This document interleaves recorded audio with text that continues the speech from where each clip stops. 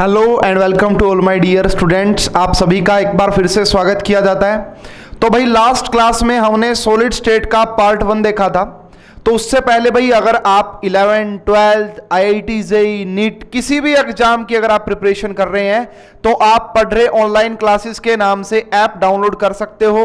Video के description में link available है, वहां पे आपको 11th 12th इन सभी के क्या मिल जाएंगे, कोर्स मिल जाएंगे बहुत ही कम प्राइस पे। तो चलिए भाई शुरुआत करते हैं हमारे टॉपिक की। आप सभी का एक बार फिर से स्वागत किया जाता है पढ़ रहे ऑनलाइन क्लासेस में। तो भाई लास्ट क्लास की वीडियो अगर आपने नहीं देखी है सॉलिड स्टेट की तो जरूर देख लेना जाके, नहीं तो फिर कुछ भी मजा नहीं आएगा। पूरा ऑर्डर वाइज ये क्लास देखना, एकदम से मजा आएगा, ये मेरी गारंटी है। तो भाई सॉलिड स्टेट की हमने बात की थी लास्ट क्लास में। सॉलिड स्टेट, तो सॉलिड स्टेट में भाई क्या क्या पढ़ाया था मैंने, एक बार रिवीजन करवाऊंगा मैं फटाफट से, एक बार रिवीजन करवाऊंगा फटाफट से। तो सबसे पहले मैंने आपको पढ़ाया था कि देखो भाई हमारे पास क्या निकला था, मैटर। मैटर्स को फिर हमने फर्दर डिवाइड किया था किस किस में भाई, सॉलिड में, लिक्विड में एंड गैसेस में। इस सॉलिड को फर्दर डिवाइड किया था हमने on the basis of arrangement of their atoms. Crystalline, एक को हमने बोला था क्रिस्टलाइन और एक को हमने बोला था अमॉर्फस। अब हमने इन दोनों का डिफरेंस जान लिया था कि जो क्रिस्टलाइन सॉलिड होते हैं वहां पे एटम्स की जो पोजीशन होती है वो वेल डिफाइंड, वेल ऑर्गेनाइज होती है, बहुत ही अच्छी होती है। ये एनआइसोट्रोपिक नेचर के थे, यहां पे शार्प मेल्टिंग और शार्प मेल्टिंग पॉइंट थे, है ना, हीट ऑफ फ्यूजन शार्प थी यहां पे। उसके बाद भाई आप इनकी बात करोगे तो एनआइसोट्रोपी हो गया। इनके एग्जांपल मैंने दिए थे NaCl। अगर आप इन्हें कट करते हो तो यहां पे आपको नाइस कट दिखते हैं, मतलब शार्प, मतलब जो क्लीवेज करोगे वो काफी अच्छा क्लीवेज रहता है। अमॉर्फस में क्या था, एटम्स। हाँ एक पॉइंट और, ये लॉन्ग रेंज ऑर्डर थे, ये आपका लॉन्ग रेंज ऑर्डर थे भाई, ये बात भी आप ध्यान को रखनी है। तो ये सारे पॉइंट, तो एक 2 मार्क्स का क्वेश्चन आपके बोर्ड एग्जामिनेशन में पूछा जाता है कि differentiate between crystalline and amorphous solid. NCERT book में भी मेंशन किया गया है, वो सारे पॉइंट्स मैं भी आपको पढ़ाऊंगा। फिर लास्ट में मैंने आपको बताया था कि जो ये क्रिस्टलाइन सॉलिड होता है ना, ये आपका क्रिस्टलाइन सॉलिड होता है जो on the basis of their constituent particles. ये भी 4 टाइप का था। कौन कौन सा भाई, एक को मॉलिक्यूलर बोला था। अब मॉलिक्यूलर के भी 3 पार्ट निकले थे, कौन कौन से, एक नॉन पोलर था, है ना, एक नॉन पोलर था, एक आपका पोलर था और एक आपका हाइड्रोजन बॉन्डिंग था। उसके बाद भाई ठीक है, उसके बाद सेकंड वाला आयनिक था, ये पढ़ाया नहीं था आपको, अभी पढ़ाएंगे इसी क्लास में और क्वेश्चन भी डिस्कस करेंगे।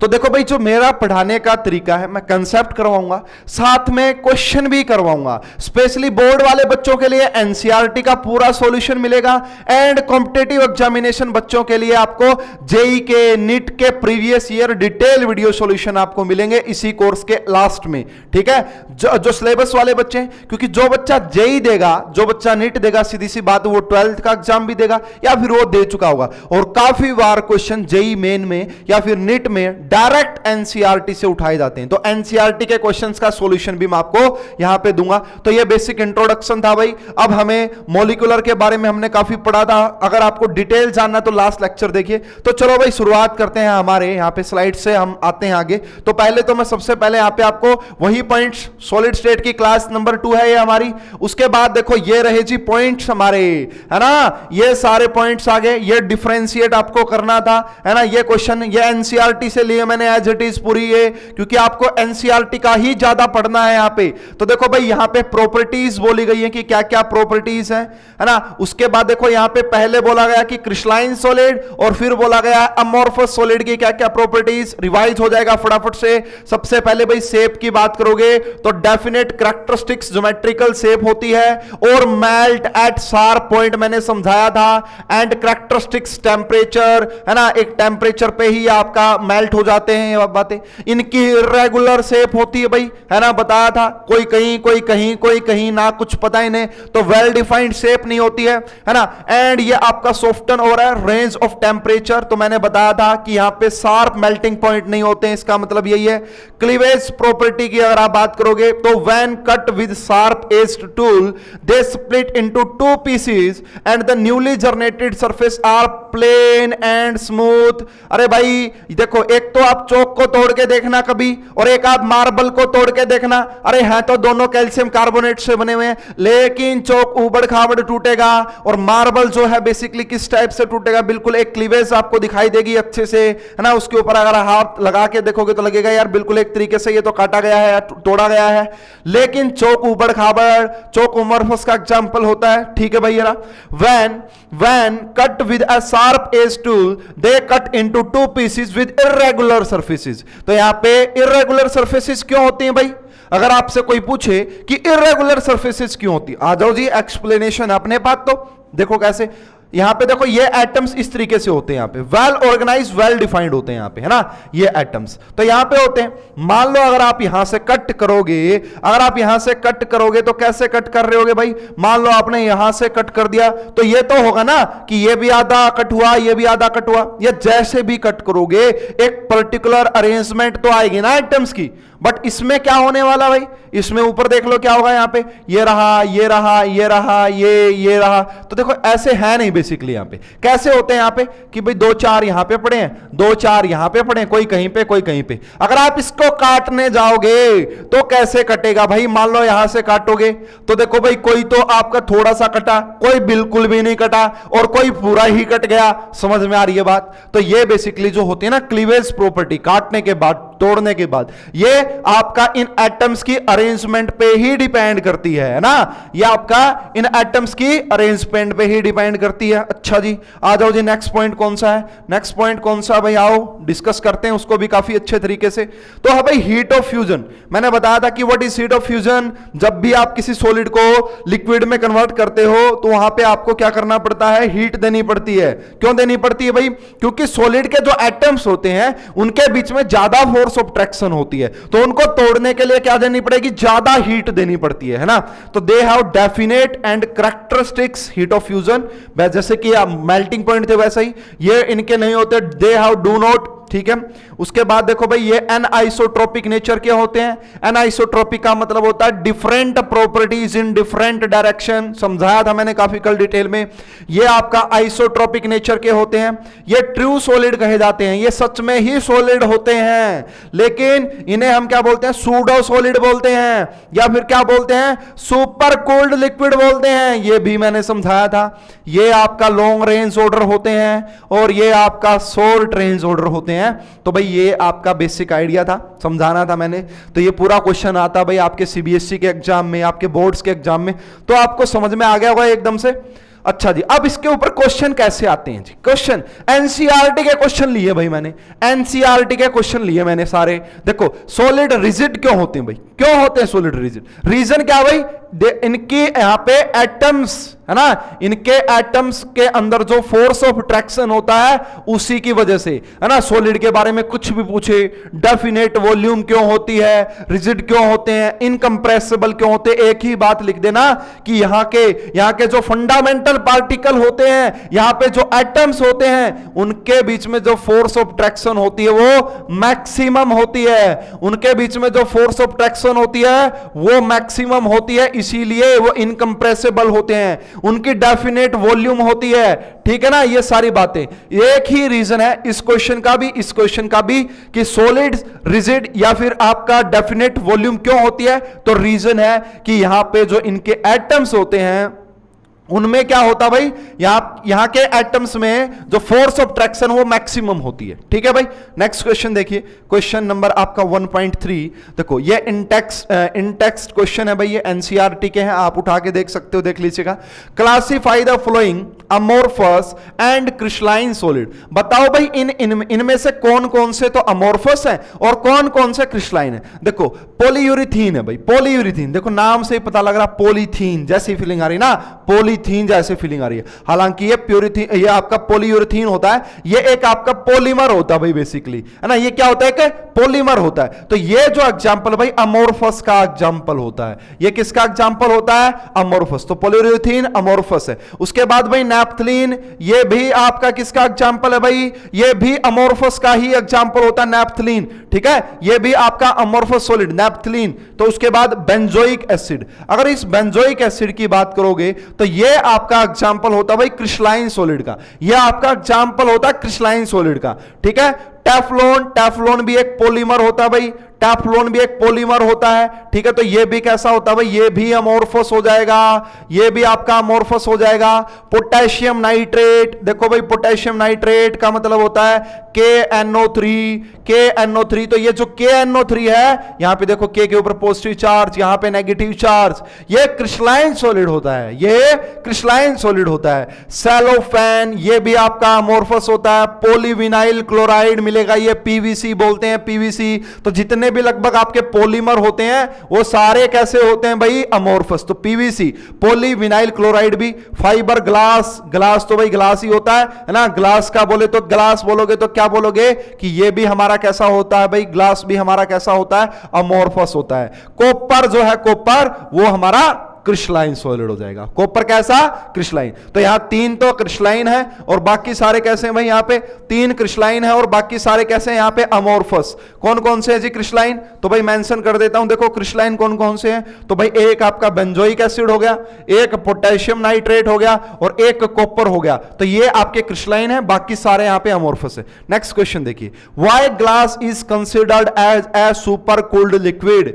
अरे याद करो एग्जांपल लास्ट क्लास का, पुरानी बसेस के शीशे है ना बंद नहीं होते थे, खिड़कियां बंद नहीं होती थी पुरानी पुरानी बिल्डिंग्स की, रीजन क्या था, है ना, ग्लास एक क्या भाई, इसका एक सिंपल सा रीजन है कि ग्लास क्या है हमारा, अमोर्फस सॉलिड है। ग्लास क्या भाई हमारा, देखो भाई यहां पे ग्लास क्या है हमारा, अमोर्फस सॉलिड है, अमोर्फस सॉलिड है। अगर ग्लास हमारा अमोर्फस सॉलिड है, इसका मतलब वो क्या होगा भाई, है ना, इसका मतलब देखो इसीलिए उसको सुपर कूल्ड लिक्विड बोलते हैं, क्योंकि अमोर्फस सॉलिड ट्रू सॉलिड नहीं होते हैं, रियलिटी में ये लिक्विड होते हैं, इनको इतना ठंडा कर देते हैं कि ये सॉलिड बन जाते हैं। नेक्स्ट क्वेश्चन देखना भाई, refractive index of a solid is observed to have the same value along the all direction, comment on the nature of this solid and what would it show the cleavage property. बोला है कि same value, refractive index बोले तो एक physical property, तो same value in all direction, इसको हम क्या बोलते हैं भाई, आइसोट्रोपी। इसको क्या बोला जाता है आपका, आइसोट्रोपी बोलते हैं, इसे क्या बोलते हैं, आइसोट्रोपी। और आइसोट्रोपी कौन शो करते हैं भाई, अमोर्फस। कौन शो करेंगे, अमोर्फस शो करेंगे, अमोर्फस सॉलिड, ठीक है। तो इनकी क्लीवेज प्रॉपर्टी कैसी होगी, जब आप इन्हें काटोगे तो यहां पे आपको अनडिफाइंड शेप मिलेगी, अनडिफाइंड शेप मिलेगी, है ना। तो यहां पे जो क्लीवेज होगा वो इतना अच्छा होने वाला नहीं है। चले भाई क्वेश्चन भी करवा दिए मैंने, जितने कंसेप्ट करवाए उनके क्वेश्चन भी करवा दिए। वैसे मैंने पीपीटी में पहले भी बहुत सारे क्वेश्चन करवाए हैं, तो एनसीईआरटी के भी क्वेश्चन करवा दिए। चलो भाई अब हम अगर हमारे टॉपिक को स्टार्ट करते हैं नेक्स्ट, कि हमारा जो नेक्स्ट टॉपिक क्या है, तो हम बात करेंगे यहां पे।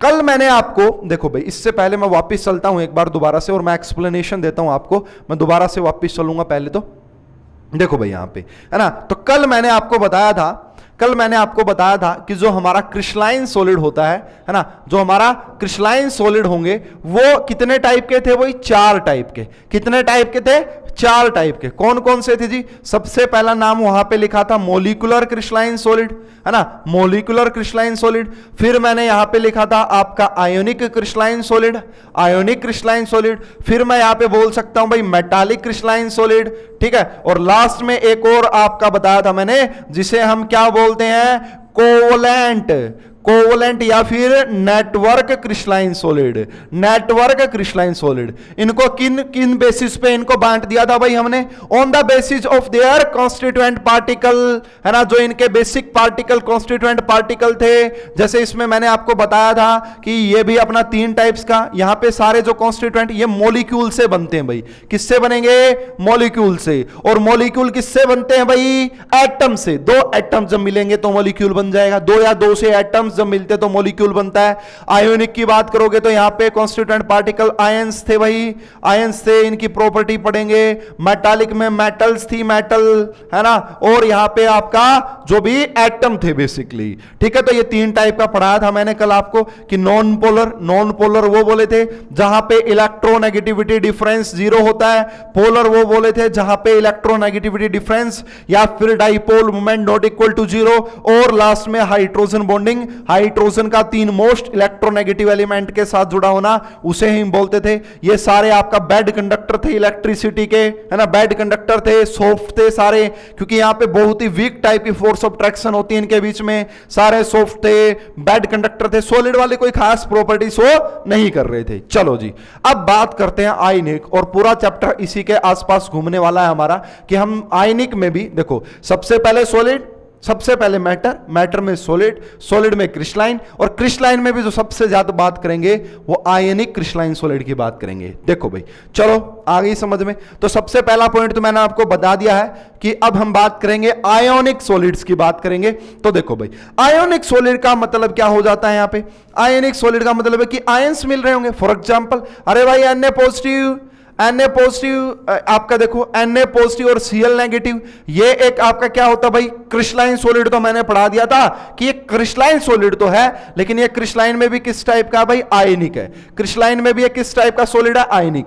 अब देखो यार, आपको पढ़ाया जाता है कि जो सबसे स्टेबल फोर्स ऑफ ट्रैक्शन होती है ना, वो इलेक्ट्रोस्टैटिक फोर्स ऑफ ट्रैक्शन होती है। सबसे स्टेबल जो फोर्स ऑफ ट्रैक्शन होती है वो इलेक्ट्रोस्टैटिक फोर्स ऑफ ट्रैक्शन होती है। तो यहां पे देखो, ये Na पॉजिटिव है और ये आपका Cl नेगेटिव, इनके बीच में कैसा बॉन्ड है भाई? इनके बीच में कैसा बॉन्ड है? इनके बीच में ये ऐसा होता नहीं है, दिखाते नहीं कभी भी आयनिक बॉन्ड को। तो यहां पे भाई इलेक्ट्रोस्टैटिक फोर्स ऑफ ट्रैक्शन है, जिसे हम आयोनिक बॉन्ड बोलते हैं, और ये सबसे ज्यादा स्ट्रॉन्ग माना जाता है, और ये सबसे ज्यादा स्ट्रॉन्ग माना जाता है, ये वाली आपकी जो फोर्स ऑफ ट्रैक्शन होती है। इसीलिए भाई जो आयनिक सॉलिड होते हैं आपके, वो काफी ज्यादा हार्ड होते हैं, हार्ड।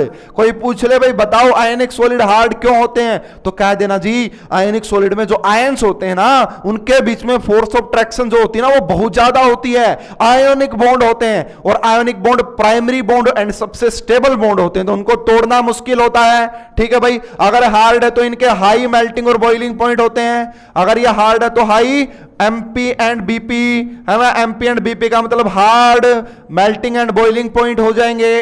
उसके बाद देखो, अगर मैं बात करूं, देखो ये काफी इंपॉर्टेंट पॉइंट है, these are bad conductor of electricity, bad conductor of electricity in solid state. अगर आप सॉलिड स्टेट की बात करोगे ना, तो सॉलिड स्टेट में तो ये बैड कंडक्टर होते हैं इलेक्ट्रिसिटी के, बट मोल्टन स्टेट में, मोल्ट मतलब मेल्ट कर दिया, सॉलिड को मेल्ट कर दिया, but in molten state these are good conductor of electricity. तो ये इलेक्ट्रिसिटी के अच्छे कंडक्टर हो जाते हैं, कब? मेल्ट करने पे। ऐसा क्यों हो गया जी? देखो भाई, है ना, पूरी कहानी समझा सकता हूं। देखो अगर आप बात करोगे ना कंडक्टिविटी की, तो बेसिकली 2 टाइप के कंडक्टर होते हैं हमारे पास। कंडक्टर 2 टाइप के, कौन से भाई? एक को इलेक्ट्रॉनिक कंडक्टर बोलते हैं, इलेक्ट्रॉनिक कंडक्टर, और एक को इलेक्ट्रोलाइटिक कंडक्टर बोलते हैं, एक को इलेक्ट्रोलाइटिक। तो भाई इलेक्ट्रॉनिक में तो हम इलेक्ट्रॉन की मूवमेंट से पता करते हैं, अगर इलेक्ट्रॉनिक में तो हम इलेक्ट्रॉन की मूवमेंट से पता करते हैं। अगर इलेक्ट्रॉन की मूवमेंट हो रही है तो हम कह देते हैं कि भाई वो आपका कंडक्टर है, गुड कंडक्टर। ऐसा जनरली मेटल्स में देखने को मिलता है, ऐसा जनरली मेटल्स में देखने को मिलता है। इलेक्ट्रोलाइटिक में जो कंडक्टेंस आपका जो देखा जाता है, आपका जो कंडक्टेंस देखा जाता है, वो on the basis of ions की मूवमेंट पे देखा जाता है। अगर आयंस की मूवमेंट हो रही होगी, अगर आयंस की मूवमेंट और हो रही है, वहां पे आयंस मूव कर रहे हैं, तो हम कहते हैं कि यस आयंस की मूवमेंट है, तो इसलिए ये आपका इलेक्ट्रिसिटी को कंडक्ट कर रहा है। इस टाइप के कंडक्टर को इलेक्ट्रोलाइटिक कंडक्टर बोलते हैं। ठीक है, अब सुनो भाई, यहां पे इसका मतलब, अरे जब वो सॉलिड स्टेट में रहा होगा तो Na पॉजिटिव और Cl नेगेटिव में बहुत स्ट्रॉन्ग फोर्स ऑफ ट्रैक्शन रही होगी। Na पॉजिटिव Cl नेगेटिव को छोड़ने को तैयार नहीं, Cl नेगेटिव Na पॉजिटिव को छोड़ने को तैयार नहीं, है ना, है ना। अब क्या हो गया, अब हमने क्या दिया, टेम्परेचर। टेम्परेचर देने से वो बॉन्ड टूट जाएगा। अगर वो बॉन्ड टूट जाएगा तो Na पॉजिटिव अलग, Cl नेगेटिव अलग, है ना। आपने ऐसे एग्जांपल बहुत देखे होंगे हमारे समाज में, है ना, कि दो लोग बड़े जुड़े हुए हैं, है ना, बहुत अच्छी बॉन्डिंग है, बहुत अच्छी दोस्ती है, लेकिन बहुत सारे लोग लगे रहते हैं कि कब इनको अलग किया जाए, है ना, कब इनकी दोस्ती को तोड़ दें, है ना। तो यहां पे भाई टेम्परेचर क्या करेगा, Na पॉजिटिव और Cl नेगेटिव को क्या कहेगा जी, है ना, इनको तोड़ देगा। इनके बीच का जो फोर्स ऑफ अट्रैक्शन है, मेल्ट करने का मतलब, मोल्टन का मतलब क्या कि मेल्ट कर दिया। अगर मेल्ट कर दिया तो Na पॉजिटिव और Cl नेगेटिव अब दूर दूर हो जाएंगे। अब ये आयंस अलग मूवमेंट दिखाएगा, ये आयंस अलग मूवमेंट दिखाएगा, और इनकी वजह से कंडक्टिविटी स्टार्ट हो जाएगी, इलेक्ट्रिकल गुड कंडक्टर हो जाएंगे। अरे समझ में आ गया क्या सभी को, समझ में आ गया। तो these all are example of, देखो हार्ड होंगे, high melting, bad conductor solid में, लेकिन गुड कंडक्टर हो जाएंगे मोल्टन में। उसके बाद भाई इसके एग्जांपल, इसका एग्जांपल सबसे पहला तो NaCl लिखा हुआ है, CaF2 लिख लो भाई, CaF2। उसके बाद भाई आपका ZNS लिख लो, ZNS। उसके बाद आपका Na2O लिख लो। बहुत सारे एग्जांपल, जहां पे भी आयंस दिखें, जहां पे भी आप चार्ज को देखो, इसको मैं अलग कर सकता हूं, Ca2 पॉजिटिव को मैं कह सकता हूं यस अकेला, है ना। तो जहां पे भी आपको चार्ज दिखे कि आयंस है, तो वो आपका आयनिक क्रिस्टलाइन सॉलिड। तो भाई पूरी कहानी मैंने समझाई। अब आओ भाई हम स्लाइड्स की हेल्प से समझते हैं, है ना। तो देखो ये स्लाइड्स क्या कहती हैं, सुन लेते हैं। आयोनिक सॉलिड की अगर बात करोगे तो यहां पे जो कॉन्स्टिट्यूएंट पार्टिकल होते हैं वो आपका आयोनिक सॉलिड्स में वो क्या होते हैं भाई, है ना। तो देखो यहां पे स्मॉल, देखो small size positively charge cations होते हैं, और इनके साथ साथ में ही आपका लार्ज साइज के अनायंस रहेंगे। देखो ये कटायन मैंने बताया भी था कि पीरियोडिक प्रॉपर्टीज में आपको पढ़ाया जाता है कि कटायन का साइज छोटा होता है, अनायन का साइज बड़ा होता है। Relatively greater size negatively charge से जुड़े हुए होंगे, यानी कि ये NaCl, KCl, ये आयनिक सॉलिड के एग्जांपल हैं सारे। जैसे कि NaCl, ये इसका 2 डायमेंशनल स्ट्रक्चर है, 3 डायमेंशनल में तो ये FCC। अब मैं बार बार क्यों कह रहा हूं FCC? अरे भाई आपको याद भी तो करवाना है। अब एक पॉइंट को 2 बार बता रहा हूं, क्यों बता रहा हूं, आपको याद भी तो करवाना है ना, इसलिए बता रहा हूं बार बार मैं, ठीक है। तो देख लो भाई, ये Na positive, Cl negative, Na positive, तो ये क्या हो गया भाई, एक आयनिक क्रिस्टलाइन सॉलिड हो गया, है ना। यहां पे देखो ये होता है 3 डायमेंशनल इसकी स्ट्रक्चर। मैं जो बार बार FCC कह रहा हूं ना, अगर आपको याद हो तो मैंने लास्ट क्लास में आपको बताया था कि भाई NaCl की जो स्ट्रक्चर होती है ना, वहां पे एक Na पॉजिटिव 6 क्लोरीन से गिरा हुआ होता है, एक क्लोरीन 6 Na पॉजिटिव से। तो ये जो आपको नजर आ रहा ना यहाँ पे बड़ा साइज का, ये क्या आपका Cl नेगेटिव, ये क्या है भाई आपका Cl नेगेटिव है। तो ये क्या आपका Cl नेगेटिव है। देखो एक यहां पे ये राजी Na पॉजिटिव, एक ये राजी, एक आपका ये रहा यहां पे, तो एक ये रहा भाई इसका यहां पे, और कहा जी, ये तो 3 ही दिख रहे हैं, आप तो कह रहे थे 6। अरे भाई एक ऐसे ही ऊपर भी होता है, एक ऐसे यहां पे भी होता है, और एक ऐसे यहां पे भी होता है। तो एक क्लोरीन 6 से गिरा होता है, इसको एक्सप्लेन करूंगा स्ट्रक्चर को मैं। तो ध्यान से देखिए, यहां पे ध्यान से देखिए, इन पोजीशन को भी बताऊंगा कि ये कॉर्नर होता है, ये एज लेंथ होती है, एज सेंटर बोलते हैं इसे, है ना, ये आपका बॉडी का सेंटर, इनको सबको एक्सप्लेन करूंगा। तो ये 3 डायमेंशनल स्ट्रक्चर हो गई भाई हमारी किसकी, NaCl की, किसकी भाई, NaCl की। आगे आ जाओ भाई, constituent particle of ionic solids, ये बताया मैंने, ये इसकी स्ट्रक्चर यहां पे चली जाती है भाई। Ionic solid are formed due to force of attraction between the ions, ठीक है। तो यहां पे देख लो इनके बीच में क्या है आपका, यहां पे फोर्स ऑफ ट्रैक्शन है, यहां पे क्या है इनके बीच में Na पॉजिटिव ने, है ना। तो ये अपोजिटली चार्ज हो गए भाई, देखो ये पॉजिटिव पॉजिटिव रिपेल करते हैं। Force of repulsion between the ions of same charge में रिपल्सन अपोजिट में, है ना। In the structure of NaCl number of Na positive equal to number of Cl negative. तो जितने Na पॉजिटिव होते हैं ना, उतने ही Cl नेगेटिव होंगे, इसीलिए इलेक्ट्रिकल न्यूट्रल रहता, बना रहता, काफी स्टेबल होता है ना। जितने बुरे हैं उतने ही अच्छे हैं, है ना। तो अच्छे बुरे को अच्छा बना देते हैं, समझ लो ऐसा, बॉन्डिंग अच्छी चलती है। अगर सारे अच्छे होंगे तो बॉन्डिंग अच्छी नहीं होती, ठीक है भाई। चलो भाई ये बात सभी को समझ में आ गई। The total charge in the ionic solid as well balanced, they are electrical neutral, ये electrical neutral होते हैं भाई।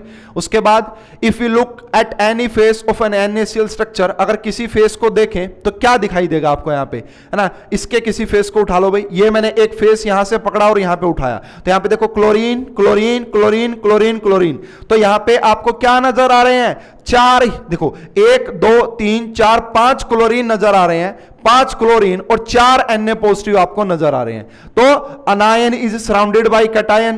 तो देखो भाई जो ये अनायन दिख रहा है आपको, है ना, ये वाला Cl नेगेटिव, ये कैटायन से घिरा हुआ है, कैटायन से घिरा हुआ है। आगे देखो भाई क्या बताना चाह रहा है, similarly cation are also surrounded by anion. इसी प्रकार देख लो भाई दूसरा कोई फेस उठाएंगे, such arrangement of ions depend on 3 factor, 3 factor पे, साइज ऑफ द आयन कि साइज कैसा है, चार्ज कैसा है उनके ऊपर, और extent of polarization of anion, है ना। ये पोलराइजेशन क्या होता है भाई, फजान रूल पढ़ा है ना, फजान रूल कॉम्पिटेटिव वालों को तो काफी अच्छे से पढ़ाया जाता है ये सब कुछ, ठीक है। नहीं पढ़ाया तो पढ़ाएंगे भाई, है ना, पढ़ा देंगे, कोई दिक्कत वाली बात नहीं है। अब हमारे काम की प्रॉपर्टीज क्या क्या होती हैं भाई, फटाफट से। Ionic solid are hard and brittle, ये मैंने समझाया आपको क्यों होते हैं, है ना। तो they have high melting point, ये भी मैंने समझाया आपको कि ऐसा क्यों होता है, ठीक है। उसके बाद भाई ionic solid are non conductor and poor conductor of electricity. Ionic solid in their fuse state, molten state, aqueous solution conduct electricity, मैंने सब समझाया ये ऐसा क्यों होता है। तो देख लो भाई यहां पे ऑन एप्लीकेशन शियर फोर्स, देखो ये रहा आपका, यहां पे देखो, यहां पे देखिए ये आयंस हो गए बेसिकली यहां पे, तो ये दिखाया जा रहा है, देखो, है ना। एनिमेशन देख लो भाई, रिपल्सन लगेगी ऐसे, तो रिपल्सन लगेगी। अब देखो crystal undergo distortion and fractured जब हो जाएगा तब आयंस फ्री हो जाएंगे, उनकी मूवमेंट, अरे वो मैंने समझाया वही है। एमसीक्यूज देख लेते हैं भाई। Ionic solid are form due to, कैसे बनते हैं भाई, force of traction between ions of the same charge, नहीं, सेम चार्ज वाले तो दूर दूर भागते हैं एक दूसरे से।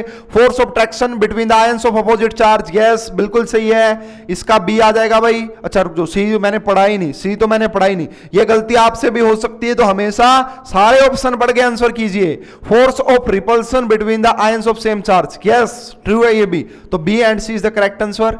नेक्स्ट देखिए, arrangement of ions in ionic solid depends upon size of atoms, charge of atoms, polarisation of an ion, all of these, बिल्कुल all of these, D correct answer आ जाएगा। आ जाओ भाई आगे। आयनिक सॉलिड आर कैसे hard होते हैं, जी होते हैं, बिल्कुल ब्रिटल होते हैं जी। Non conductor of electricity in aqueous solution, non conductor of electricity, है ना, तो ये तो गलत है भाई, है ना, ये तो रॉन्ग है, तो इसका मतलब ए और बी, है ना, ए और बी हो गया भाई, डी करेक्ट आंसर हो जाएगा। चलो भाई next, on application of shear forces ionic solids are slide over each other, are fractured, so no effect, A and B, तो क्या बोलेंगे भाई, ए एंड बी दोनों ही होते हैं, स्लाइड भी करते हैं और ये आपका फ्रैक्चर्ड भी हो जाते हैं। चलो जी नेक्स्ट बात करते हैं। तो अब हमने बात की, हम बात कर रहे हैं क्रिस्टलाइन सॉलिड्स की। मैंने आपको मॉलिक्यूलर सॉलिड लास्ट क्लास में पढ़ाए, अब मैंने आयोनिक सॉलिड पढ़ा। नेक्स्ट इज और मेटालिक सॉलिड। मेटालिक सॉलिड में क्या होंगे, मेटल के एटम्स रहे होंगे, है ना, मेटल के आयंस रहे होंगे। आप सभी को पढ़ाया जाता है कि मेटल के ऊपर पॉजिटिव चार्ज होता है, मेटल के ऊपर पॉजिटिव चार्ज होता है। अब बहुत सारे स्टूडेंट ये बात कह सकते हैं, बहुत सारे स्टूडेंट ये बात कह सकते हैं जी अरे मेटल पे पॉजिटिव चार्ज है तो वो किसी दूसरी मेटल के पॉजिटिव के साथ कैसे जुड़ गया होगा। आपने अभी अभी बताया कि पॉजिटिव पॉजिटिव को तो रिपेल करता है, लेकिन अब आप यहां पे कह रहे हो कि मेटल्स की वजह से सॉलिड बनेंगे, मेटालिक सॉलिड, है ना। मेटल के पार्टिकल्स कौन से होते हैं, मेटल के पार्टिकल मेटल के आयंस होते हैं, तो ये कैसे जोड़ रहे हो जी आप, इसको भी समझाते हैं भाई। अरे देखो जब ये एम पॉजिटिव बना होगा, अरे कहां से बना होगा, एम मेटल रही होगी कोई, उससे इसने एक इलेक्ट्रॉन डोनेट किया होगा, एम पॉजिटिव और एक इलेक्ट्रॉन डोनेट, इसी को इलेक्ट्रॉन सी मॉडल बोलेंगे कि क्या होता है, एम पॉजिटिव ने अपना एक इलेक्ट्रॉन फ्री किया, ये आ गया जी यहां पे। इसी प्रकार इस मेटल ने भी, इसी प्रकार बहुत सारी मेटल्स होती हैं, तो यहां पे हमें समुंदर नजर आता है, किसका, इलेक्ट्रॉन्स का समुंदर नजर आता है, तो उसको डिस्कस करते हैं भाई। चलिए भाई मेटालिक सॉलिड, तो मेटालिक सॉलिड की पहचान क्या है, मेटल ढूंढ लेना, कोई भी कहीं पे भी मेटल लिखी मिल जाए समझ जाना कि मेटालिक सॉलिड है। आ जाओ जी, तो देख लो ये रहा, पॉजिटिव पॉजिटिव पॉजिटिव पॉजिटिव दिख रहे हैं, ठीक है। ये पॉजिटिव क्या है, मेटल के एटम, फॉर एग्जांपल कोई, हाँ ऐसा हो सकता है भाई, देखो जैसे आयरन, आपने ये हो सकता है कि एफ ही रहा हो, आयरन, ये भी आयरन, यानी कि आयरन आयरन आयरन आयरन हो, कॉपर हो कॉपर हो कॉपर हो, इस टाइप से हो सकते हैं ये, ठीक है जी। आगे चलो, तो ये मेटल का एटम है। These metal consist of an electron, इनके पास इलेक्ट्रॉन भी होते हैं, अभी आ जाएंगे।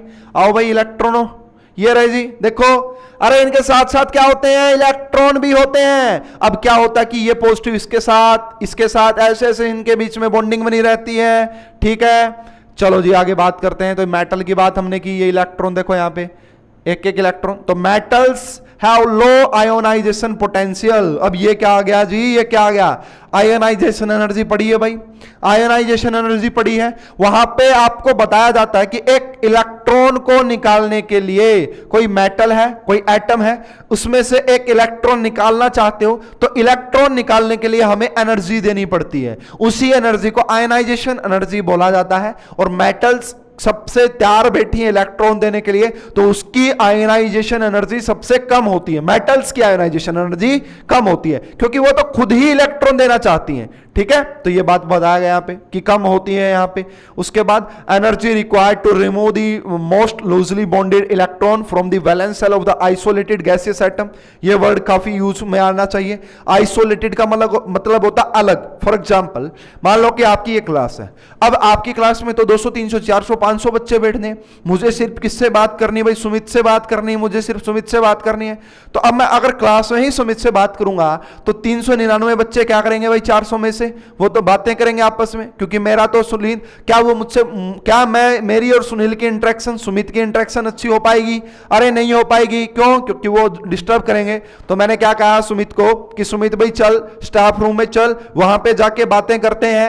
ठीक है, वहां पे मैं समझता हूं कि क्या प्रॉब्लम आ रही है। तो देखो वही होता है आइसोलेटेड का मतलब कि आपने अलग से एक को डिस्कस करना है, उसके ऊपर आपने स्टडी करनी है। ठीक है, तो ये बात आ गई। ये पीरियोडिक प्रॉपर्टीज है भाई सारी चीजें। Since metals have low IP they lose electron easily, तो बड़े आसानी से इलेक्ट्रॉन डोनेट कर देते हैं। ठीक है, देख लो भाई ये रहा, देखो ये इलेक्ट्रॉन्स ऐसे रहेंगे आपके, तो इन्हें कर्नल्स बोला जाता है भाई। ये जो है ना बेसिकली इन्हें कर्नल्स बोलते हैं। देखो भाई एक चीज आपको पढ़ाई जाती है, एक चीज आपको पढ़ाई जाती है, क्या पढ़ाई जाती है कि जो मेटालिक, जो आपके मेटल, ये जो सॉलिड है, अब देखो जब टेम्परेचर बढ़ाते हैं ना, जब हम टेम्परेचर बढ़ा देते हैं तो जो मेटालिक सॉलिड होते हैं उनकी कंडक्टिविटी डिक्रीज कर जाती है, उनकी कंडक्टिविटी डिक्रीज कर जाती है। जब भी आप मेटालिक सॉलिड में टेम्परेचर बढ़ाते हो तो कंडक्टिविटी कम हो जाती है। इसका रीजन होता है इन कर्नल्स। ये कर्नल्स क्या होते हैं? पॉजिटिवली चार्ज पार्टिकल होते हैं। जैसे इलेक्ट्रॉन है तो इन मेटल को, इनको कर्नल्स बोला जाता है। ठीक है, तो ये क्या करेंगे,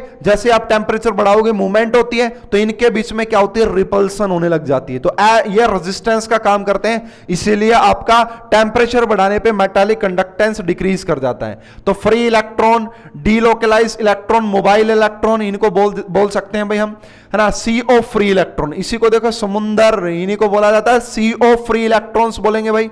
The constituent particle in the metallic solids are metal ion and free electron होते हैं भाई, स्पेशली मेटल आयंस ही बोलो आप, क्योंकि इलेक्ट्रॉन भी वहीं से आए हैं। ठीक है, देखो भाई यहां पे और क्या समझाया जा रहा है आपको, तो देख लो ये बताया जा रहा है कि पॉजिटिव और नेगेटिव, तो ये कॉन्स्टिट्यूएंट पार्टिकल होते हैं, है ना। The constituent particle in the metallic solids are metal ion and free electron. The force of traction between the kernel and free electron is called metallic bond। इसी को metallic bond बोलते हैं। और ये जो पॉजिटिव चार्ज बचा cation और जो इलेक्ट्रॉन के बीच में जो फोर्स ऑफ ट्रैक्शन है, इसी को मेटालिक बॉन्ड बोला जाता है। तो मेटालिक बॉन्ड आयोनिक बॉन्ड इतने स्ट्रॉन्ग नहीं होते हैं, मेटालिक बॉन्ड आयोनिक बॉन्ड इतने स्ट्रॉन्ग नहीं होते हैं, लेकिन काफी स्ट्रॉन्ग होते हैं ये भी। ठीक है, ये मूवेबल होता है बूढ़ा, अभी समझाऊंगा। They are good conductor of heat and electricity. आप सभी को पता है कि भाई हमारी जो वायर के अंदर जो है मेटल, कौन सी मेटल, कॉपर है ना, सिल्वर है, ऐसी मेटल्स होती हैं, एल्यूमिनियम, ये चीजें। क्यों? क्योंकि ये गुड कंडक्टर होती हैं इलेक्ट्रिसिटी की भी एंड हीट की भी। समझ में आ गई बात सभी को? क्यों होता है ऐसा समझेंगे। अरे भाई फ्री इलेक्ट्रॉन पड़े हैं कितने सारे, अगर इलेक्ट्रॉन फ्री होंगे तो इलेक्ट्रॉनिक कंडक्टर हो जाएंगे। इलेक्ट्रॉन की मूवमेंट की वजह से चार्ज प्रोड्यूस होता है, फिजिक्स में पढ़ाया जाता होगा आपको। ठीक है, तो they are good conductor of heat and electricity. देखिए दे आर हार्ड, ये काफी हार्ड होते हैं। मेलेबल का मतलब होता है कि इनको पीट पीट के चादर बनाया जा सकता है ना। डक्टाइल का मतलब इनको पीट पीट के तार बना सकते हैं। बिल्कुल, ये इस मेटालिक बॉन्ड की वजह से ही पॉसिबल होता है कि ये मेलेबल होते हैं। दे हैव हाई मेल्टिंग और बॉइलिंग पॉइंट। ठीक है। मेटालिक बॉन्ड भी काफी स्ट्रॉन्ग बॉन्ड होता है। They possess lustre and colour, तो इनका कोई ना कोई चमक भी होती है इनके अंदर। मेटल आपको चमकदार चमकती हुई दिखाई देंगी, आयरन देखना, लोहा देखना भाई, है ना, या और कॉपर देखना, है ना, गोल्ड देखना, प्लेटिनम, ये सारी कलर भी होता भाई इनका, क्योंकि कुछ ना कुछ गोल्ड का कलर आप सभी को पता है, सिल्वर का पता है, आयरन का पता है, तो इन सभी का कुछ न कुछ कलर भी होता है भाई। ये कलर भी फ्री इलेक्ट्रॉन की वजह से ही होता है, इस एक्साइटेड इलेक्ट्रॉन की वजह से ही होता है। तो एमसीक्यूज डिस्कस करते हैं। मेटालिक सॉलिड कंसिस्ट ऑफ क्या? Metal ion, kernel, mobile electron and all of these. तो ऑल ऑफ अबो कहेंगे, ऑल ऑफ अबो कहेंगे, डी आंसर आ जाएगा, डी, वेरी गुड, ठीक है। कर्नल्स क्या है भाई? ये मेटल के आयन है, फ्री इलेक्ट्रॉन है, मेटालिक सॉलिड है, बोथ ए एंड सी। तो ये बेसिकली कर्नल्स क्या है? इलेक्ट्रॉन निकाल दिया, वो जो बना positively charge species metal ions, उसी को तो कर्नल्स बोलते हैं, ठीक है। चलो भाई आगे। Which is the not property of metallic solid? Yes, होता है इनके अंदर, सॉफ्ट नहीं होते, ये सॉफ्ट नहीं होते। अरे याद कर लो भाई, गोल्ड सॉफ्ट है क्या? सिल्वर सॉफ्ट है क्या? अरे नहीं है जी, नहीं है, तो बी आंसर नहीं होगा, बी ही आंसर होगा इस क्वेश्चन का मतलब, है ना, तो बी आंसर आ गया भाई। तो ये था हमारा metallic solid. Metallic bond is the force of dash and dash, kernels and free electron, kernels and free electron आ जाएगा, ठीक है। तो देखो, metallic bond is the force of attraction between the metal ion and free electron. Yes, बिल्कुल बोलेंगे, बहुत बहुत बोल दो भाई, बी एंड सी एक ही बात है। अट्रैक्शन मेटल आयन कर्नल ही होता है, free electron mobile electron. Mobile electron का मतलब समझते हो? अरे भाई ऐसे ऐसे दौड़ रहा है मोबाइल, रेसिंग लगा रहा है, रेस लगा रहा है ना, मूवमेंट, मोबाइल बोले तो मूवमेंट हो रही है उसके अंदर, तो डी आ जाएगा भाई, डी आ जाएगा इस क्वेश्चन का सही जवाब। चलिए भाई नेक्स्ट हम बात करते हैं और हमारा फोर्थ टाइप का और लास्ट टाइप का क्रिस्टलाइन सॉलिड, जिसे हम बोलते हैं covalent and network crystalline solid. क्या बोलेंगे?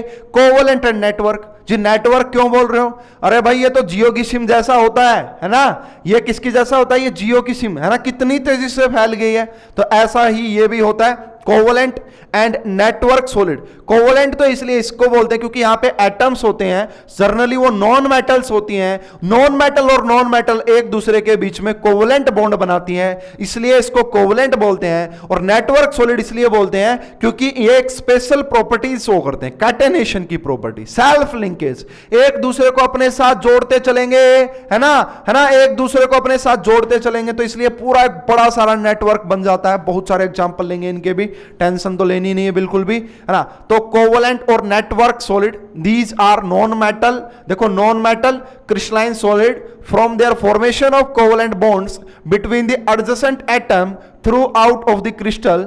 These are giant molecule. Giant molecule बोले तो बड़े बड़े आपको क्रिस्टल, इनका बड़ा बड़े का मतलब क्या है कि बहुत ही, आप बोलो कि बहुत ही एटम्स आपको दिखाई देंगे, बहुत ही कॉम्प्लेक्स स्ट्रक्चर आपको यहां पे दिखाई दे रही होगी, है ना। तो ये रहा भाई, these are giant molecules.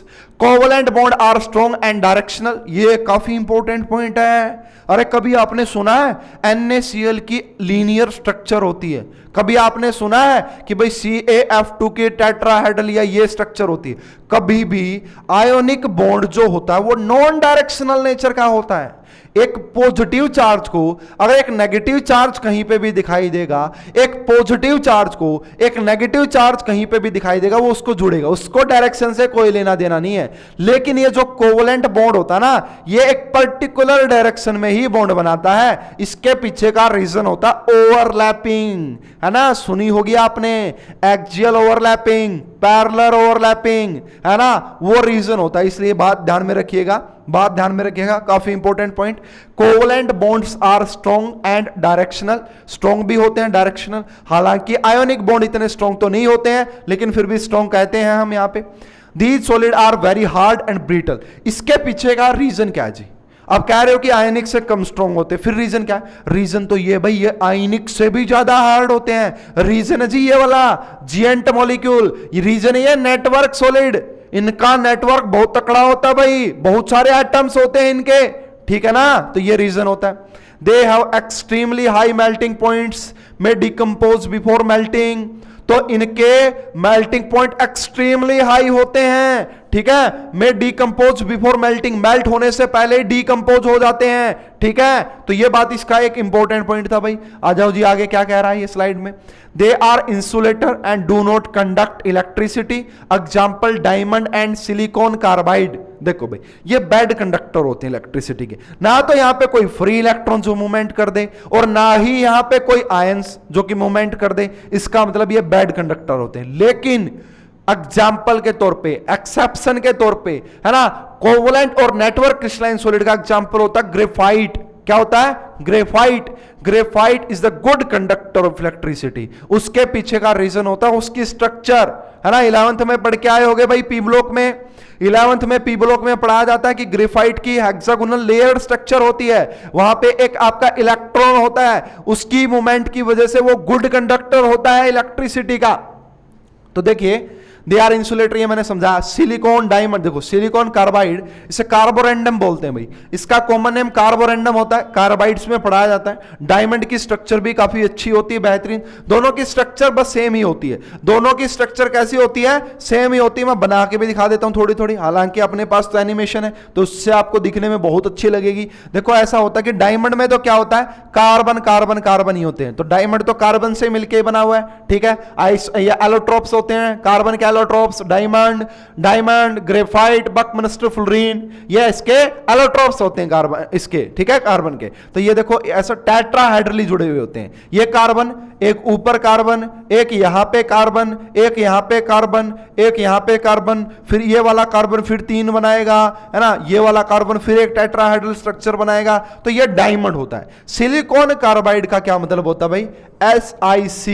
SiC, इसे क्या बोला जाता है? सिलिकॉन कार्बाइड, कार्बोरेंडम इसे बोला जाता है। इसमें बस क्या करते हैं, अगर यहां पे आपका सिलिकॉन है तो एक सिलिकॉन 4 कार्बन से जुड़ा हुआ होगा, एक सिलिकॉन 4 कार्बन से जुड़ा होगा और एक कार्बन 4 सिलिकॉन से जुड़ा होगा, एक कार्बन 4 सिलिकॉन से जुड़ा होगा। तो ये आपकी इसकी स्ट्रक्चर होती है सिलिकॉन कार्बाइड की, SiC बोलेंगे, सिलिकॉन कार्बाइड। आ जाओ जी आगे, नेक्स्ट बात करते हैं यहां पे हम। तो देखिए ये रही जी स्ट्रक्चर, ये आ गई स्ट्रक्चर। देख लो भाई ये किसकी है? डायमंड की है भाई, डायमंड की। देख लो 3 डायमेंशनल, देख लो, देखो ये वाला जो कार्बन है इसकी जो हाइब्रिडाइजेशन होती है वो क्या होती है भाई? sp3a, टेट्राहेड्रल ये जुड़े हुए होते हैं। अब ये टेट्राहेड्रल का मतलब क्या होता है जी? टेट्राहेड्रल का मतलब क्या होता है केमिकल बॉन्डिंग में समझाएंगे एनिमेशन के साथ। टेट्राहेड्रल का इतना सा मतलब है कि ये जो है ना, ये ऊपर जो दिख रहा है, ये जो यहां पे दिख रहा है, ये जो यहां पे देखो, ये यहां पे आपकी तरफ देखो इसको बाहर, तो इनके बीच में जो बॉन्ड एंगल होता है ना वो 109 डिग्री ना 109 डिग्री का होता है। तो ये जो स्ट्रक्चर आपको 2 डायमेंशनल दिख रही है ना, हालांकि भाई इस इमेज में तो आपको 3 डायमेंशनल ही दिख रही होगी, तो ये 3 डायमेंशनल होती है और काफी जिएंट मॉलिक्यूल होता है ये, है ना। इसलिए डायमंड हार्डेस्ट मटेरियल होता है। डायमंड हार्डेस्ट मटेरियल इस स्ट्रक्चर की वजह से ही होता है, ठीक है। और डायमंड क्रिस्टलाइन सॉलिड भी है ना। डायमंड क्रिस्टलाइन तो है ही भाई, किस टाइप का क्रिस्टलाइन है? कोवलेंट क्रिस्टलाइन सॉलिड है, ठीक है जी, बिल्कुल सही है। ना इसका मैं पढ़ाऊंगा कि इसकी भी एक क्रिस्टल बनता है, इसका भी एक क्रिस्टल होता है डायमंड का, ठीक है, पढ़ाएंगे वहां पे, समझाएंगे काफी अच्छे से, क्यों टेंशन ले रहे हो। इसको ध्यान से देख लो भाई, इसको ध्यान से देख लो, ये डायमंड की स्ट्रक्चर है, ठीक है। चलो जी आगे बात करते हैं, आगे बात करते हैं जी आगे। चलो भाई नेटवर्क स्ट्रक्चर ऑफ डायमंड दिखाया गया कि कैसे नेटवर्क बनता है, देखो, है ना। अभी ये तो छोटा सा पूरा फैलता है, ये बहुत कॉम्प्लेक्स होता है, ठीक है। आज जो जी graphite is soft, graphite soft भी होता है। पहली बात तो अभी अभी आपको पढ़ाया गया है कि जो कोवलेंट क्रिस्टलाइन सॉलिड होते हैं वो हार्ड होते हैं।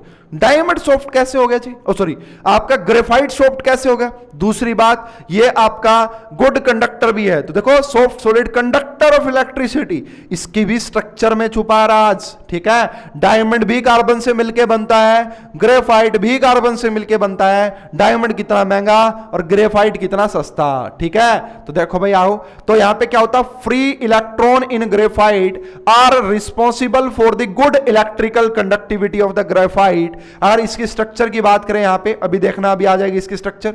Graphite has layer lattice structure which is responsible for lubricant, है ना, ग्रेफाइट का यूज किया जाता है एज ए लुब्रिकेंट के तौर पे, ग्रीस है ना चिकनाई वाली जगह पे, लेयर्ड स्ट्रक्चर की वजह से, इसकी लेयर्ड स्ट्रक्चर होती है ना, at higher temperature due to the strong covalent bonds among the carbon atoms. ठीक है, तो अब इसकी स्ट्रक्चर आएगी मेरे हिसाब से, स्ट्रक्चर ऑफ ये रही जी, देखो ये एक लेयर होगी, हेक्सागोनल क्यों बोल रहे थे, देखो एक बार मैं पूरी ले लेता हूं फिर समझाता हूं, ये एक और लेयर होगी, इनके लेयर्स में यहां पे देखो, इनके लेयर्स में भी बॉन्ड होते हैं, वीक वान डर वाल फोर्स ऑफ ट्रैक्शन, है ना, तो देखो यहां पे ये एक लेयर होगी, ये लेयर होगी, ये देखो ये ऐसे जुड़े हुए होते हैं भाई, ऐसा नहीं है कि ये जुड़े नहीं होते, ये तो मैं काफी जगह खुली दिखा रहा हूं। ठीक है, तो ये देखो यहां पे, तो ऐसे ये जुड़े हुए होते हैं भाई, ये इसकी they form layer by layer, layer के ऊपर लेयर के ऊपर लेयर के ऊपर लेयर के ऊपर लेयर होती है। ठीक है, तो ये रही आपकी, इस तरीके से देख लो ध्यान से। अच्छा जी, अब आ जाते हैं भाई, देखो सारे जो मैंने पढ़ा दिए हैं अब आपको, चारों टाइप के पढ़ा दिए हैं, अब उनकी एक्सप्लेनेशन। ठीक है भाई, अब उनकी एक्सप्लेनेशन देता हूं मैं आपको। तो पहले तो मैं थोड़ा सा ये बता देता हूं भाई, देखो ये हेक्सागोनल बन रहा था यहाँ पे, है ना, हेक्सागोनल इसीलिए इसे बोला जाता है हेक्सागोनल लेयर्ड स्ट्रक्चर। यहाँ पे ये जो बॉन्ड होते हैं, ये कौन से बॉन्ड होते हैं भाई, ये कौन से बॉन्ड होते हैं, अरे यहाँ पे भी डबल बॉन्ड होता है इस तरीके से एक, ठीक है, डबल बॉन्ड पाई बॉन्ड्स भी होते हैं इसके अंदर, आपने पढ़े होंगे 11th में। तो यहां पे क्या होता है भाई, एक आपका इलेक्ट्रॉन होता है जो कि मूवमेंट करता रहता है, उसकी वजह से ग्रेफाइट गुड कंडक्टर होता है इलेक्ट्रिसिटी का, उस मोबाइल इलेक्ट्रॉन की वजह से। तो भाई एक मिनट मैं पानी पी लेता हूं फटाफट से, उसके बाद आगे कंटिन्यू करते हैं क्लास को।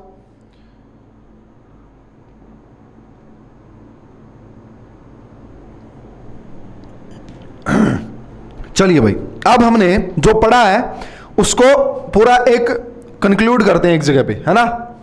तो आगे है भाई हमारी ये पूरी टेबल, ये पूरी टेबल मैंने एनसीईआरटी से ही ली है, क्योंकि एनसीईआरटी का डायरेक्ट चीजें आपसे पूछते हैं, हालांकि सब मैं चीजें आपको समझाऊंगा।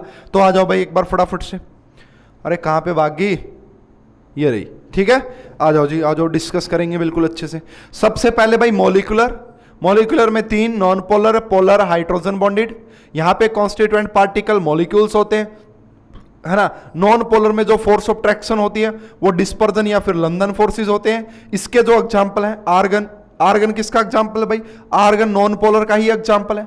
अगर आपसे बोले कि क्रिस्टलाइन में भी मॉलिक्यूलर में भी आर्गन किस टाइप का होता है, नॉन पोलर। ठीक है, CCl4 भी नॉन पोलर का एग्जांपल होता है, H2 भी नॉन पोलर का एग्जांपल होता है, I2 भी नॉन पोलर का एग्जांपल होता है, CO2 भी नॉन पोलर का एग्जांपल होता है। तो ये देखो अलग से भी लिख देता हूं कि नॉन पोलर कौन से भाई, आर्गन जो हो गया, है ना, आर्गन, है ना, CCl4, क्योंकि ये भाई ये कैसे नॉन पोलर क्यों बोल रहा हूं, है ना, ये इनके अंदर या तो देखो आर्गन में तो कोई चार्ज वार्ज कुछ है ही नहीं, यहां पे इलेक्ट्रोनेगेटिविटी डिफरेंस या फिर डाइपोल मोमेंट 0 होती है ना। H2 भी जो है आपका वो नॉन पोलर टाइप का होता है, I2 भी जो होता है वो भी नॉन पोलर टाइप का होता है ना। CO2 लीनियर स्ट्रक्चर शो करता है C, तो ये भी आपका, वहां पे पिछली स्लाइड में CO नहीं था, वो CO2 ही था, वो गलती से लिखा हुआ था।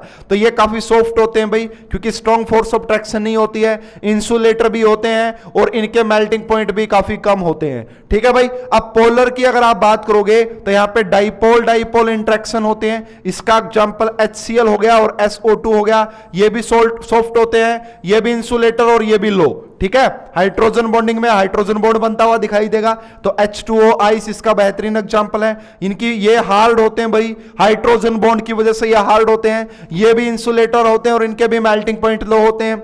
उसके बाद भाई आयनिक पढ़ाए मैंने, यहां पे कॉन्स्टिट्यूएंट पार्टिकल आयंस, यहां पे जो फोर्स ऑफ ट्रैक्शन होती है वो कूलम्बिक या फिर इलेक्ट्रोस्टैटिक फोर्स ऑफ ट्रैक्शन होती है। आयोनिक बॉन्ड, है ना, इसके example NaCl, MgO, ZnS, CaF2, ये हार्ड और ब्रिटल होते हैं। इंसुलेटर होते हैं सॉलिड स्टेट में, बट गुड कंडक्टर होते हैं इलेक्ट्रिसिटी के इन एक्वस सॉल्यूशन। ठीक है, इनके मेल्टिंग पॉइंट हाई होते हैं। उसके बाद भाई ये जो है हमारा वो है मेटालिक वाला, ये मेटालिक है। Positive ion in the sea of delocalize electron, metallic bonding होती है। Example iron, copper, silver, magnesium, hard malleable होते हैं, गुड कंडक्टर होते हैं इलेक्ट्रिसिटी के। लास्ट वाला भाई कोवलेंट और नेटवर्क सॉलिड, एटम्स, है ना, कोवलेंट बॉन्डिंग, SI देखो ये क्या है आपका SiO2, ये ध्यान में रखना भाई, इसे क्वार्ट्स बोला जाता है, क्वार्ट्स बोलेंगे इसे। सिलिकॉन, है ना, सिलिकॉन कार्बाइड, अकेला कार्बन डायमंड की फॉर्म में, एल्यूमिनियम नाइट्राइड, कार्बन ग्रेफाइट, ये सारे सॉफ्ट होते हैं, कंडक्टर होते हैं, लेकिन एक्सेप्शन ग्रेफाइट होता है, तो भाई पूरी टेबल समझ में आ गई ना? चलो जी क्वेश्चन डिस्कस करते हैं, एनसीईआरटी के क्वेश्चन डिस्कस करते हैं, ठीक है? अरे भाई ये जेई वालों के लिए भी इंपॉर्टेंट है ना? देख लो, क्लासीफाई, बताओ कि कौन किस टाइप का सॉलिड है ना? ऑन द बेसिस ऑफ, देखो यहां पे नेचर ऑफ इंटरमोलिकुलर ऑपरेटिंग, तो बताओ कौन किस टाइप का सॉलिड है। अच्छा जी, पोटेशियम सल्फेट, देखो भाई पोटेशियम सल्फेट बोले तो K2SO4 है भाई। K2SO4 कैसा होता है भाई? आयनिक क्रिस्टलाइन सॉलिड, ठीक है? इसको क्या लिख रहा हूं मैं? आयनिक क्रिस्टलाइन सॉलिड है भाई। ये कैसा है? आयनिक। क्यों? क्योंकि K के ऊपर पॉजिटिव, सल्फेट के ऊपर 2 नेगेटिव। टिन, टिन क्या होगा भाई? टिन, तो टिन बेसिकली क्या है आपका? टिन। तो ये आपका कैसा हो जाएगा भाई? SN, ये भी आपका क्रिस्टलाइन सॉलिड हो जाएगा। और किस टाइप का क्रिस्टलाइन सॉलिड भाई? Metallic crystalline solid. क्या बोलेंगे इसे? मेटालिक क्रिस्टलाइन सॉलिड हो जाएगा, metallic crystalline solid. Benzene, benzene कैसा होता है भाई? देखो ये स्ट्रक्चर होती है बेंजीन की, ऑर्गेनिक केमिस्ट्री वालों, है ना? देखो यहां पे ये स्ट्रक्चर होती है बेंजीन की। तो बेंजीन नॉन पोलर होता है, और बेंजीन का एक मॉलिक्यूल दूसरे मॉलिक्यूल के साथ नॉन पोलर, यानी कि जो बेंजीन होता है आपका वो नॉन पोलर, है ना? वो क्या हो जाएगा आपका? Non polar molecular crystalline solid, non polar molecular crystalline solid हो जाएगा, non polar molecular crystalline solid हो जाएगा। यूरिया की बात करोगे भाई, यूरिया, तो यूरिया क्या फार्मूला होता है? NH2 C double bond O NH2, तो ये भी आपका मॉलिक्यूलर क्रिस्टलाइन सॉलिड होता है, ये भी आपका मॉलिक्यूलर क्रिस्टलाइन सॉलिड होता है। और उसमें भी ये पोलर, क्या कैसा होता है भाई? पोलर मॉलिक्यूलर क्रिस्टलाइन सॉलिड होता है। कैसा होता है? पोलर मॉलिक्यूलर क्रिस्टलाइन सॉलिड होता है ये, पोलर मॉलिक्यूलर क्रिस्टलाइन सॉलिड होता है ये भाई। उसके बाद अमोनिया, अमोनिया का जो एग्जांपल आप दोगे भाई, अमोनिया, अमोनिया में हाइड्रोजन बॉन्डिंग पॉसिबल है ना? NH3 में हाइड्रोजन बॉन्डिंग पॉसिबल है तो ये भी मॉलिक्यूलर, ये मॉलिक्यूलर में भी किस टाइप का भाई? H bonding. मॉलिक्यूलर में भी किस टाइप का एग्जांपल है? H बॉन्डिंग का एग्जांपल है। वाटर भी मॉलिक्यूलर में H बॉन्डिंग का एग्जांपल है, वाटर भी मॉलिक्यूलर में H बॉन्डिंग का एग्जांपल है। जिंक सल्फेट ZnSO4, ZnSO4 आयनिक है भाई, आयनिक, आयनिक क्रिस्टलाइन सॉलिड है, आयनिक क्रिस्टलाइन सॉलिड है। उसके बाद भाई ग्रेफाइट, अभी अभी पढ़ाया मैंने, नेटवर्क या फिर कोवलेंट क्रिस्टलाइन सॉलिड, नेटवर्क या फिर covalent crystalline solid. Rubidium, rubidium metal होती है भाई, RB से डिनोट करते हैं, तो ये मेटालिक क्रिस्टलाइन सॉलिड होता है, metallic crystalline solid. Argon, argon भाई, आर्गन क्या? Non polar molecular crystalline solid, argon non polar molecular crystalline solid. Silicon carbide भी क्या होती है भाई? Covalent crystalline solid. कैसी होती है? कोवलेंट क्रिस्टलाइन सॉलिड होती है। अरे देखना आ गया, देखना आ गया कि कौन मॉलिक्यूलर, कौन कोवलेंट, और मॉलिक्यूलर में कौन किस टाइप का। ये था जी एग्जांपल, सभी को समझ में आ गया होगा। किसी को कोई डाउट हो तो बता देना कमेंट करके, किसी को कोई डाउट हो तो कमेंट करके बता देना, देख लेंगे भाई उस डाउट को भी। चलो जी आगे बात करते हैं, चलो जी आगे नेक्स्ट क्वेश्चन क्या कहता है? देखो भाई, solid A is very hard electrical insulator in solid as well as molten state, melt at extremely high temperature। तो बताओ वो किस टाइप का सॉलिड है? पहली बात तो ये देखो ध्यान से, हमने क्या किया कि वो क्या है? वेरी हार्ड इलेक्ट्रिकल इंसुलेटर है। कब? सॉलिड में भी और मोल्टन में भी। इसका मतलब क्या बताना चाह रहा है? कि वो आयनिक सॉलिड नहीं है। इसका मतलब क्या बताना चाह रहा है? कि वो आयनिक सॉलिड नहीं है, क्योंकि आयनिक सॉलिड मोल्टन स्टेट में गुड कंडक्टर होते हैं, तो आयनिक तो हटा दो भाई, ठीक है? उसके बाद देखो एक्सट्रीमली हाई टेम्परेचर, है ना? तो देखो melts at extremely high temperature कौन होते हैं भाई? तो कौन होते हैं? यहां पे लिख लो आंसर इसका, कोवलेंट क्रिस्टलाइन सॉलिड। क्या भाई? कोवलेंट क्रिस्टलाइन सॉलिड, या इसी को हम नेटवर्क क्रिस्टलाइन सॉलिड भी बोल सकते हैं, या फिर इसी को हम नेटवर्क क्रिस्टलाइन सॉलिड भी बोल सकते हैं। आयनिक solid conduct electricity in molten state but not in the solid state. Explain that type of solid electrical conductor, malleable and ductile. देखो भाई पहले तो ये कह रहा है कि भाई आयनिक क्यों करते हैं, तो मैंने आपको बताया था मोल्टन स्टेट में आयंस फ्री हो जाते हैं, आयंस की मूवमेंट की वजह से इलेक्ट्रिकल कंडक्टिविटी वहां पे हो जाती है। What type of solid are electrical conductor, malleable and ductile? तो आंसर लिख लेना मेटालिक सॉलिड। आंसर क्या आ जाएगा भाई? मेटालिक सॉलिड आ जाएगा। तो आंसर क्या आ जाएगा? Metallic solid. कि जो मेटालिक सॉलिड होते हैं ना वो आपका गुड कंडक्टर भी होते हैं, मैलेबल भी होते हैं, डक्टाइल भी होते हैं। तो भाई मेरे हिसाब से ये क्वेश्चन भी आपको समझ में आ जाना चाहिए। चलो जी नेक्स्ट क्वेश्चन की बात करते हैं, है ना, क्योंकि जो टॉपिक पढ़ेंगे साथ साथ में उनके क्वेश्चन भी करेंगे भाई, अपना तो यही तरीका है। और लास्ट में सारे मिक्स क्वेश्चन भी करवाऊंगा, जेई वालों के लिए भी, पीवाईक्यू नीट वालों के लिए भी, और फिर चलाऊंगा रैंक बूस्टर सीरीज, है ना, जेई एडवांस के लिए भी क्वेश्चन आएंगे, है ना। और भाई जो बच्चे और एमएससी एंट्रेंस की प्रिपेयर कर रहे हैं उनके लिए भी क्वेश्चन आएंगे, है ना। तो पूरा पढ़ाएंगे आप। तो define the term amorphous, give the few example of amorphous solid. तो अमोर्फस का मतलब होता है भाई यहां पे, है ना, जो आपकी एटम्स की अरेंजमेंट होती है इरेगुलर होती है ना, नॉट वेल डिफाइंड, है ना, नॉट वेल ऑर्गेनाइज, उन्हें अमोर्फस बोलते हैं। अमोर्फस सॉलिड के एग्जांपल में आप लिख सकते हो ग्लास, लिख सकते हो भाई, ग्लास इसका एग्जांपल है। यहां पे आप प्लास्टिक, पॉलीथीन जो भी है आप लिख सकते हो, ये वाले, है ना, या भी ये सारे एग्जांपल होते हैं भाई आपका किसके? अमोर्फस के। What make a glass different from a solid such as quartz? Under what condition should be quartz into converted into glass? देखो भाई क्वार्ट्ज का फार्मूला मैंने पढ़ा, सिलिकॉन डाइऑक्साइड, ये होता है भाई आपका क्वार्ट्ज। तो what make at glass different from this, इससे क्या अलग बनाता है, तो और कैसे आप इसको कन्वर्ट कर सकते हो? तो भाई यहां पे जो बॉन्डिंग्स होती हैं बेसिकली वो काफी मतलब ठीक ठाक बॉन्डिंग होती है यहां पे as compare to this glass. तो ऐसे बना सकते हैं। तो भाई जब आप इसको SI यहां पे स्ट्रॉन्ग फोर्स मतलब थोड़ा सा ये आपका हार्ड होता है, ठीक है, इस तरीके से बोल सकते हो। तो यहां पे जब आप इसको इसमें कन्वर्ट करना चाहते हो तो इसको भाई आप एकदम से बहुत ज्यादा हीट करके और कूल कर दीजिए, है ना, एकदम से हीट करके और कूल कर दीजिए। चलो जी यह क्वेश्चन इंपॉर्टेंट हो सकता है भाई, ये क्वेश्चन आपका, ये देख लो भाई, ये पढ़ भी लेना थोड़ा सा ध्यान से, ऐसे ये ज्यादातर आते नहीं है क्वेश्चन, फिर भी थोड़ा बहुत देख लेना आप इनका आंसर। लेकिन ये क्वेश्चन आपका काफी इंपॉर्टेंट है, ये क्वेश्चन आपका काफी इंपॉर्टेंट है। देखिए, classify each of the following solid ionic metallic molecular network. आ जाओ जी, सबसे पहले क्या बोला, है ना, देखो इसको बोला tetra phosphorus Deka oxide P4O10। तो अरे मॉलिक्यूल है भाई ये, अरे कितने एटम्स नजर आ रहे हैं मॉलिक्यूल से, अगर मॉलिक्यूल है तो क्या हो जाएगा भाई, तो इसे हम कहेंगे मॉलिक्यूलर क्रिस्टलाइन सॉलिड, इसे हम क्या कहेंगे?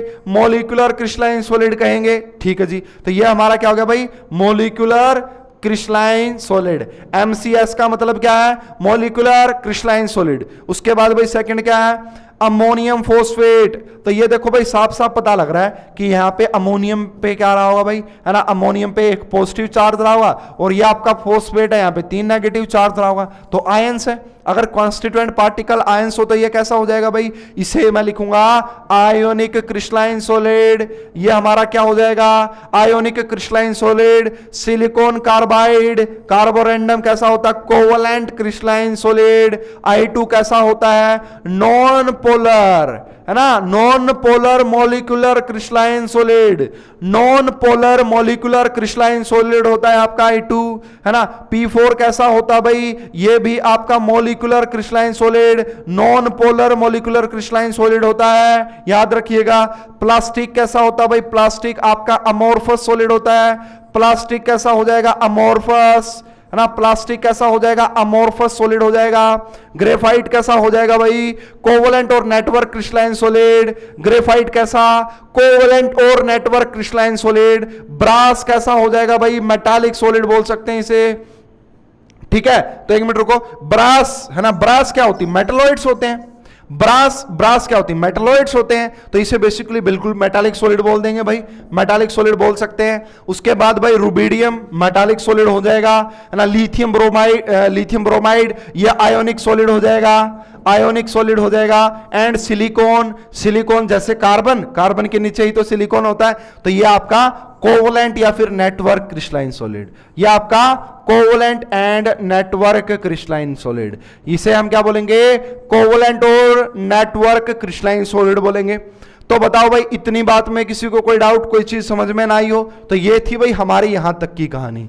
अब देखो भाई, अब MCQs डिस्कस कर लेते हैं। मैंने वैसे करवा दिए हैं आपको NCERT के भी।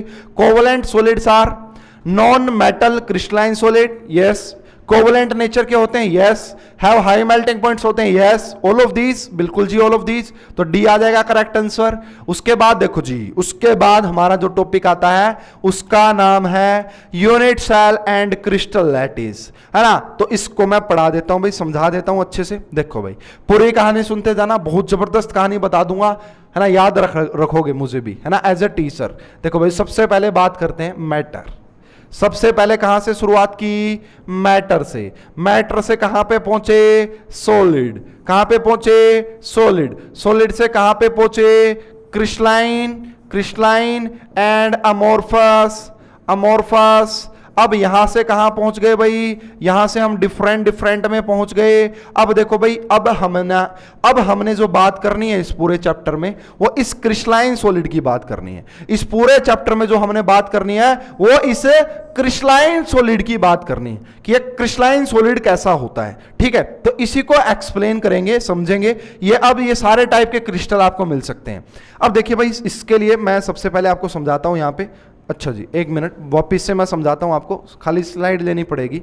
देखिए अब यहां पे कुछ टर्मिनोलॉजी पढ़ते हैं, है ना। तो सीधी सी बात है, क्रिस्टलाइन सॉलिड की बात करेंगे, अब अमोर्फस की बात करेंगे नहीं।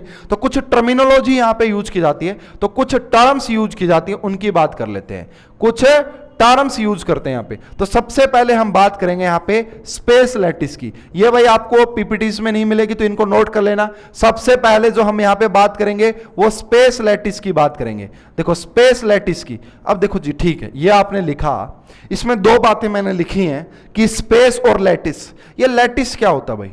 लैटिस क्या होता है? लैटिस का मतलब आप बोल सकते हो कि जुड़ना, है ना, एक टाइप का क्लस्टर, है ना, जुड़े हुए हैं बहुत सारे लोग, एक लैटिस बनी हुई है ना।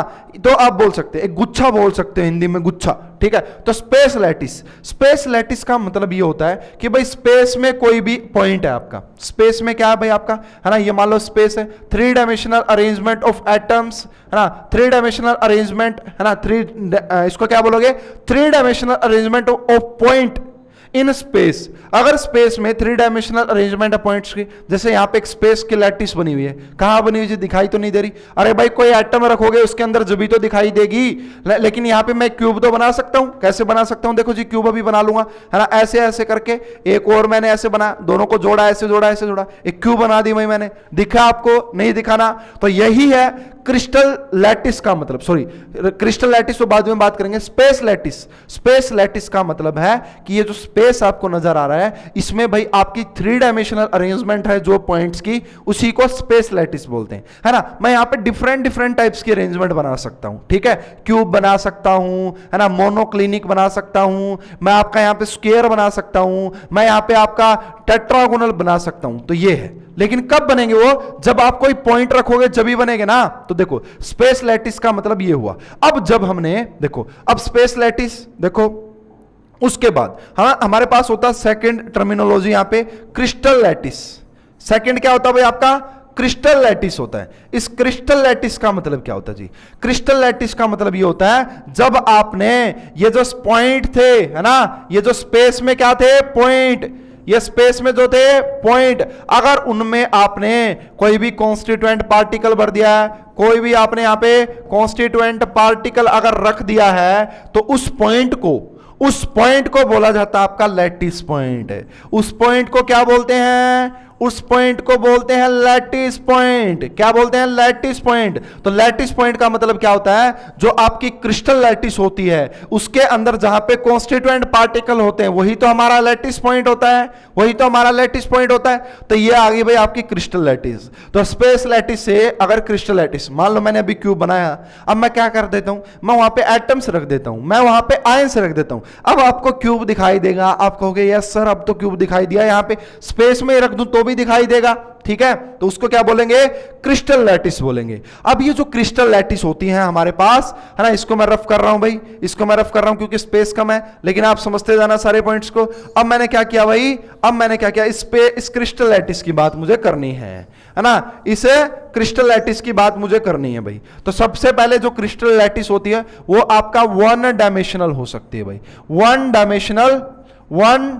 डायमेंशनल क्रिस्टल लैटिस, ठीक है, क्रिस्टल लैटिस। वन डायमेंशनल का मतलब क्या होता है भाई, एक ही है ना, एक ही एक्सिस में आप एटम्स रखते जा रहे हो, लैटिस पॉइंट रखे हुए हैं आपके, तो ये क्या बनेगी भाई आपकी वन डायमेंशनल क्रिस्टल लैटिस। क्या बनेगी, वन डायमेंशनल क्रिस्टल लैटिस। तो एक लाइन, अगर मैं यहां पे कोई लाइन खींच देता हूं, या फिर मैं एक आप स्टूडेंट्स को एक लाइन में खड़ा कर देता हूं, अगर आपसे पूछूं भाई बताओ क्या ये लैटिस है, आप कह सकते हो यस है। कौन सी लैटिस है जी, आप कहोगे वन डायमेंशनल क्रिस्टल लैटिस है। और वहां पे जो एक स्टूडेंट है वो किसका काम कर रहा है, उस लैटिस में, उस वन डायमेंशनल क्रिस्टल लैटिस में एक स्टूडेंट किसका काम कर रहा है, वो लैटिस पॉइंट का काम कर रहा है। किसका, लैटिस पॉइंट का, ठीक है जी।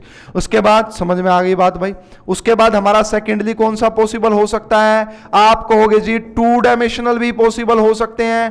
टू डायमेंशनल आप स्पेस में रख दो पॉइंट्स, टू डायमेंशनल। तो इसको समझेंगे भाई, इसको मैं समझाऊंगा ऊपर, टू डायमेंशनल को ऊपर समझाऊंगा। देखो यहां पे तो टू डायमेंशनल क्रिस्टल लैटिस की बात करेंगे, जैसे 1 2 3 4 ऐसे ऐसे मैंने पॉइंट्स रख दिए। ये क्या है भाई, हमारे यहां पे पॉइंट्स रख दिए भाई हमने, मान लो ये रहा पॉइंट, ये रहा है ना, ये मैंने यहां पे स्पेस में ऐसे ऐसे पॉइंट रखे हुए हैं भाई, ठीक है। अब देखो यहां पे ये एक क्या है, टू डायमेंशनल की अगर आप बात करोगे तो यहां पे आपका क्या क्या पैरामीटर आ गए भाई, टू डायमेंशनल में क्या क्या पैरामीटर आ गए। देखो टू डायमेंशनल में क्या क्या पैरामीटर आ गए, एक तो ये वाली एज लेंथ आ गई भाई, है ना, इसको मैं नाम दे देता हूं ए, और एक ये वाली आ गई बी, है ना। तो यहां पे दो एज लेंथ आ गई, है ना, कि भाई एज लेंथ होगी, और एक इनके बीच में एंगल भी आ जाता है भाई, है ना, इसको मैं अल्फा बोल सकता हूं, एक यहां पे एंगल भी आ जाता है। तो भाई ऐसी ऐसी हम 5 टाइप की क्या बना सकते हैं, क्रिस्टल लैटिस बना सकते हैं, है ना। जो आपकी टू डायमेंशनल स्पेस, मान लो टू डायमेंशनल जो है आपका, उसमें हम 5 टाइप के डिफरेंट स्ट्रक्चर बना सकते हैं, डिफरेंट क्रिस्टल बना सकते हैं। कैसे कैसे भाई, 5 टाइप के कौन से बना दोगे आप। देखो भाई सबसे पहला तो आप क्या बना सकते हो यहां पे, कि भाई देखो ये जो है आपका, ये जो है और ये जो है, इसको अगर आप मिला रहे हो ऐसे, इसको अगर आप मिला रहे हो तो ये आपको क्या नजर आ रहा है कि यहाँ पे ए के इक्वल है, बी के इक्वल है, और यहाँ पे जो आपका एंगल है वो 90 डिग्री है। इन्हें हम क्या बोलते हैं, रेक्टेंगल बोलते हैं भाई, इन्हें हम क्या बोलते हैं, रेक्टेंगल। हालांकि भाई मैंने ये थोड़े से ठीक नहीं बनाए हैं, यहाँ पे एक स्क्वायर बनेगा।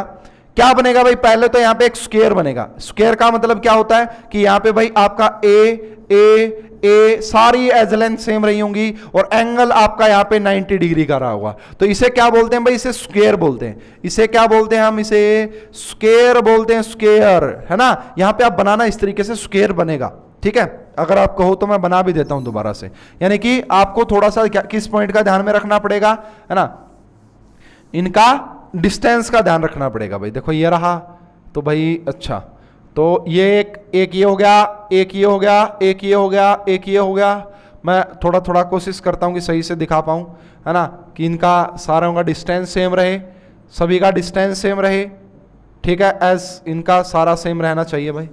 इसको थोड़ा सा और नजदीक बनाना पड़ेगा। अरे समझ पा रहे होगे आप इतना तो, ठीक है। देखो ये क्या बनेगा भाई आपका, तो सबसे पहला क्या बनेगा भाई, ये बन गया आपका स्क्वायर। अब आपको लगभग थोड़ा बहुत तो समझ में आ रहा होगा, मैं बता रहा हूं कि ये क्या बनेगा आपका, स्क्वायर। तो ये एक आपका टू डायमेंशनल में आपने स्क्वायर बनाया, टू डायमेंशनल में आपने स्क्वायर बनाया। उसके बाद भाई रेक्टेंगल कैसे बना सकते हो, तो ये आपका रेक्टेंगल बन जाएगा भाई, है ना, इसको रेक्टेंगल ही बोलते हैं ना भाई, मैथ थोड़ा सा वीक अपना, है ना, ये रेक्टेंगल का नहीं पता होता ज्यादा। तो ये ए है अगर, और ये आपका बी हो गया, तो ये एक रेक्टेंगल बना भाई यहां पे, ठीक है, रेक्टेंगल बन गया भाई, स्क्वायर भी बन गया। और क्या क्या बना सकते हो भाई यहां पे आप, है ना, यहां पे भाई और भी पॉसिबिलिटीज है। एक हेक्सागोनल भी बना सकता हूं यहां पे, मैं क्या बना सकता हूं, एक हेक्सागोनल भी बना सकता हूं। अब ये हेक्सागोनल क्या होता है, टू डायमेंशनल एचसीपी बोलेंगे। देखो भाई किसी भी पॉइंट को मिलाओ, 3 पॉइंट को, अलग कलर लेना पड़ेगा थोड़ा सा आपको दिखाई दे तो, ठीक है। जैसे कि ये वाला ले लो भाई, यहां से ये मिलाया, यहां से ये मिलाया, इसी प्रकार यहां से ये मिलाया, इसी प्रकार ये आगे बढ़ाया, यहां पे मिलाया, इसको यहाँ पे, इसको यहाँ पे, और इसको यहाँ पे मिला, तो आपको एक हेक्सागोनल बनता हुआ दिखाई दे रहा है। आपको यहाँ पे एक हेक्सागोनल बनता हुआ दिखाई दे रहा है। तो भाई यहाँ पे 5 टाइप की टू डायमेंशनल स्ट्रक्चर पॉसिबल हो सकती हैं, 5 टाइप्स की टू डायमेंशनल स्ट्रक्चर पॉसिबल हो सकती हैं, है ना। हमारे सिलेबस में इतना ज्यादा होता नहीं है, बोर्ड वाले बच्चे जो चाहे ना भी पढ़े इसे, जो भी कॉम्पिटेटिव वाले बच्चे वो जरूर पढ़ें, बोर्ड वाले जो चाहे ना पढ़ो उसको छोड़ स्किप कर सकते हो इसको। अब हम बात करते हैं भाई 3 डायमेंशनल की। अब हम किसकी बात करते हैं, थ्री डायमेंशनल की बात करते हैं। और ये काफी इंपॉर्टेंट, आपको टेबल याद नहीं होती है लेकिन आज के बाद याद हो जाएगी। जो भी स्टूडेंट इस क्लास को देख रहा है उनको टेबल याद करवा दूंगा। थ्री डायमेंशनल का मतलब क्या होता है कि भाई आपका अब यहां पे 3 पैरामीटर आ जाएंगे। थ्री डायमेंशनल में क्या हो जाएगा भाई आपका, अब देखो यहां पे 3 पैरामीटर आते हैं थ्री डायमेंशनल में। 3 कौन कौन से भाई, 3 तो एज लेंथ मिलेगी आपको यहां पे, डिफरेंट डायरेक्शन में 3 एज लेंथ मिलेगी। कौन कौन सी भाई, ए, उसके बाद बी, उसके बाद सी, है ना। ऐसा देख लो भाई यहां पे कि ये पॉइंट हो गया, यहां पे आपका एक्स एक्सिस हो गई, यहां पे आपका वाई एक्सिस हो गई, और इसके यहां पे इस तरीके से क्या हो गई, जेड एक्सिस हो गई। क्या हो गई भाई, 3 जेड एक्सिस होगी। तो ये देखो, ये इस एक्स एक्सिस के अगर अलोंग जाओगे तो ए एज लेंथ मिल सकती है, यहां पे बी भी मिल सकता है, और यहां पे सी भी मिल सकता है। इनके बीच का एंगल को अल्फा बोल दूं, इनके बीच के एंगल को बीटा बोल दूं, और इनके बीच के एंगल को गामा बोल दूं। ठीक है, तो भाई देखो, पानी पी लेते हैं भाई, फिर समझाते हैं आपको, है ना। पानी पी लेता हूं मैं एक बार अच्छे से, फिर समझाता हूं आपको।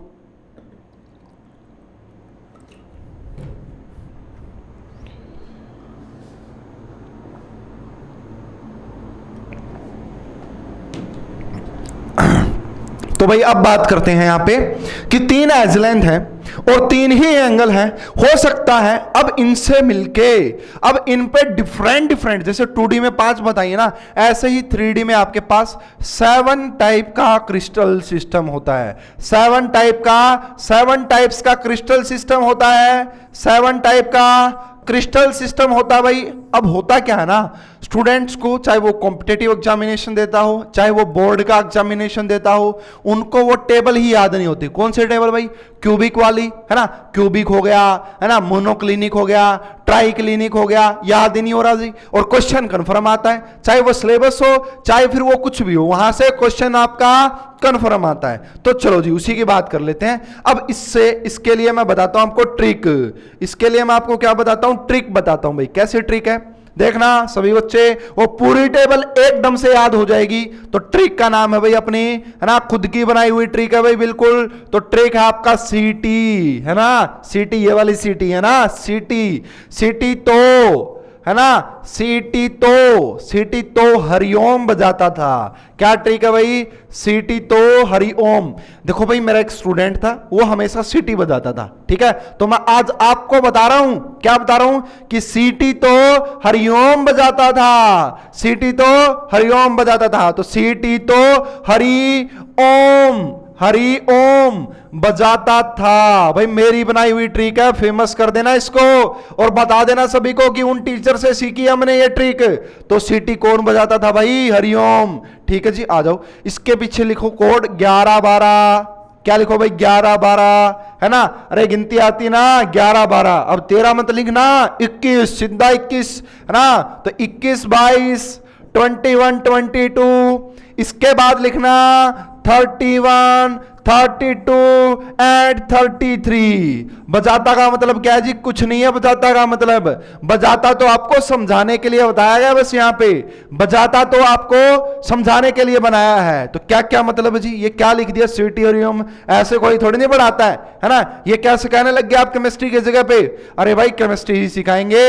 इस सी का मतलब यहां पे होता है क्यूबिक से, इस सी का मतलब यहां पे क्यूबिक से, है ना। इस टी का मतलब किससे भाई, ट्राइगोनल से।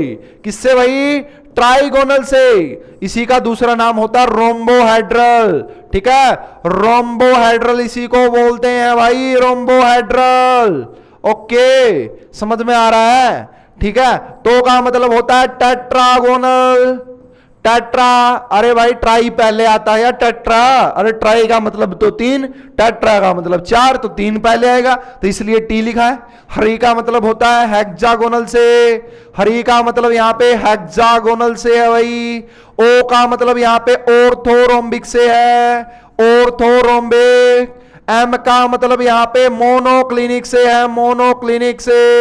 एंड बजाता का कोई मतलब नहीं। था का मतलब यहां पे ट्राई क्लिनिक से है, था का मतलब यहां पे ट्राई क्लिनिक से है। चलो जी, ये नाम तो हमें भी पता थे, इसमें क्या बड़ी बात है, ये नाम तो हमें पता ही थे। हमें तो ये याद नहीं होता कि भाई मोनोक्लिनिक में एज लेंथ का क्या रिलेशन है, ट्राई क्लिनिक में एंगल का क्या रिलेशन है, हमें तो ये याद नहीं होता। ये याद करके दिखाओ, फिर मानेंगे आपको टीचर है वो आप, है ना।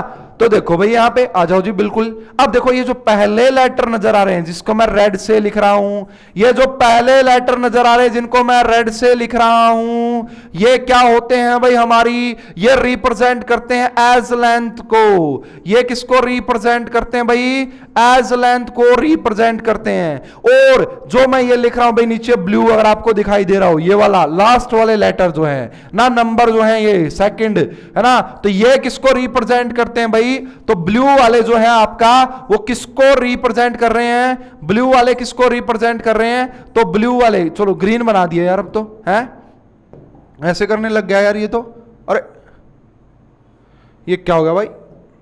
चलो भाई कोई बात नहीं, होता रहता है, सीखेंगे। सारा ही गया, कोई बात नहीं भाई, दोबारा लिख देते हैं, हमने कहीं देख से थोड़ी नहीं लिखा था। तो ट्रिक क्या थी भाई, दोबारा से लिखता हूं मैं फटाफट से, है ना, ये तो सारा ही काम खराब कर दिया। तो ट्रिक थी सीटी तो हरिओम बजाता था, सीटी तो हरिओम बजाता था, ये ट्रिक थी भाई हमारी, है ना। रफ हो गई कोई बात नहीं गलती से, है ना। उसके बाद 11, 12, 21, 22, है ना, 31, 32 और 33, ठीक है ना। अब दोबारा से क्या बोला था मैंने, ये जो आपका है ब्लैक, जो पहला ये किसको, एज लेंथ को, ये किसको भाई, एज लेंथ को, और सेकंड वाला किसको भाई, एंगल को, सेकंड वाला एंगल को। अब सुनना ध्यान से, अब ध्यान से सुनना, अब नहीं मिटाऊंगा मैं इसको दोबारा से, ठीक है। क्या भाई, अब जो आपका अगर कहीं पे 1 लिखा हुआ ना, 1 उसका मतलब है तीनों सेम है, ऑल 3 सेम, है ना, ऑल सेम। 1 अगर कहीं पे लिखा हो, चाहे आगे चाहे पीछे, सारी सेम, ऑल सेम।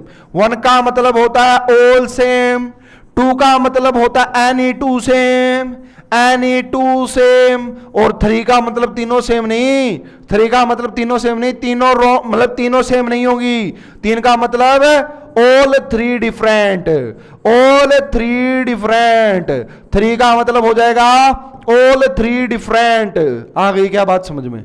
अच्छा जी, चलो क्या मतलब है समझ में नहीं आ रहा तो देखो भाई दोबारा से एक बार पढ़ो। आप सभी बच्चों ने करना क्या है, ये ट्रिक देख के खुद से लिखना है, 1-2 बार लिख लेना, जिंदगी भर नहीं भूलोगे, ठीक है। अच्छा जी, अब आते हैं भाई आगे की बात कर लेते हैं फटाफट से। सीटी तो हरिओम बजाता था, सारी बात समझ में आ गई, ठीक है। अब इसकी एप्लीकेशन बताओ जी। अब देखो यार, यूनिट सेल के बारे में मैं आपको पहले बता चुका हूं कि यूनिट सेल क्या होती है आपकी, भाई जो पूरा क्रिस्टल होता है ना आपका, जो पूरा क्रिस्टल होता है उसमें एक स्मॉलेस्ट, एक सबसे छोटी और रिपीटिंग, सबसे छोटी और रिपीटिंग जो होती है आपकी, जो बार बार रिपीट होती है और पूरे क्रिस्टल को बनाती है, उसी को यूनिट सेल बोलते हैं। तो यूनिट सेल आपका एक क्रिस्टल का ही पार्ट होता है, सबसे स्मॉलेस्ट यूनिट होती है, उसी को यूनिट सेल बोलते हैं।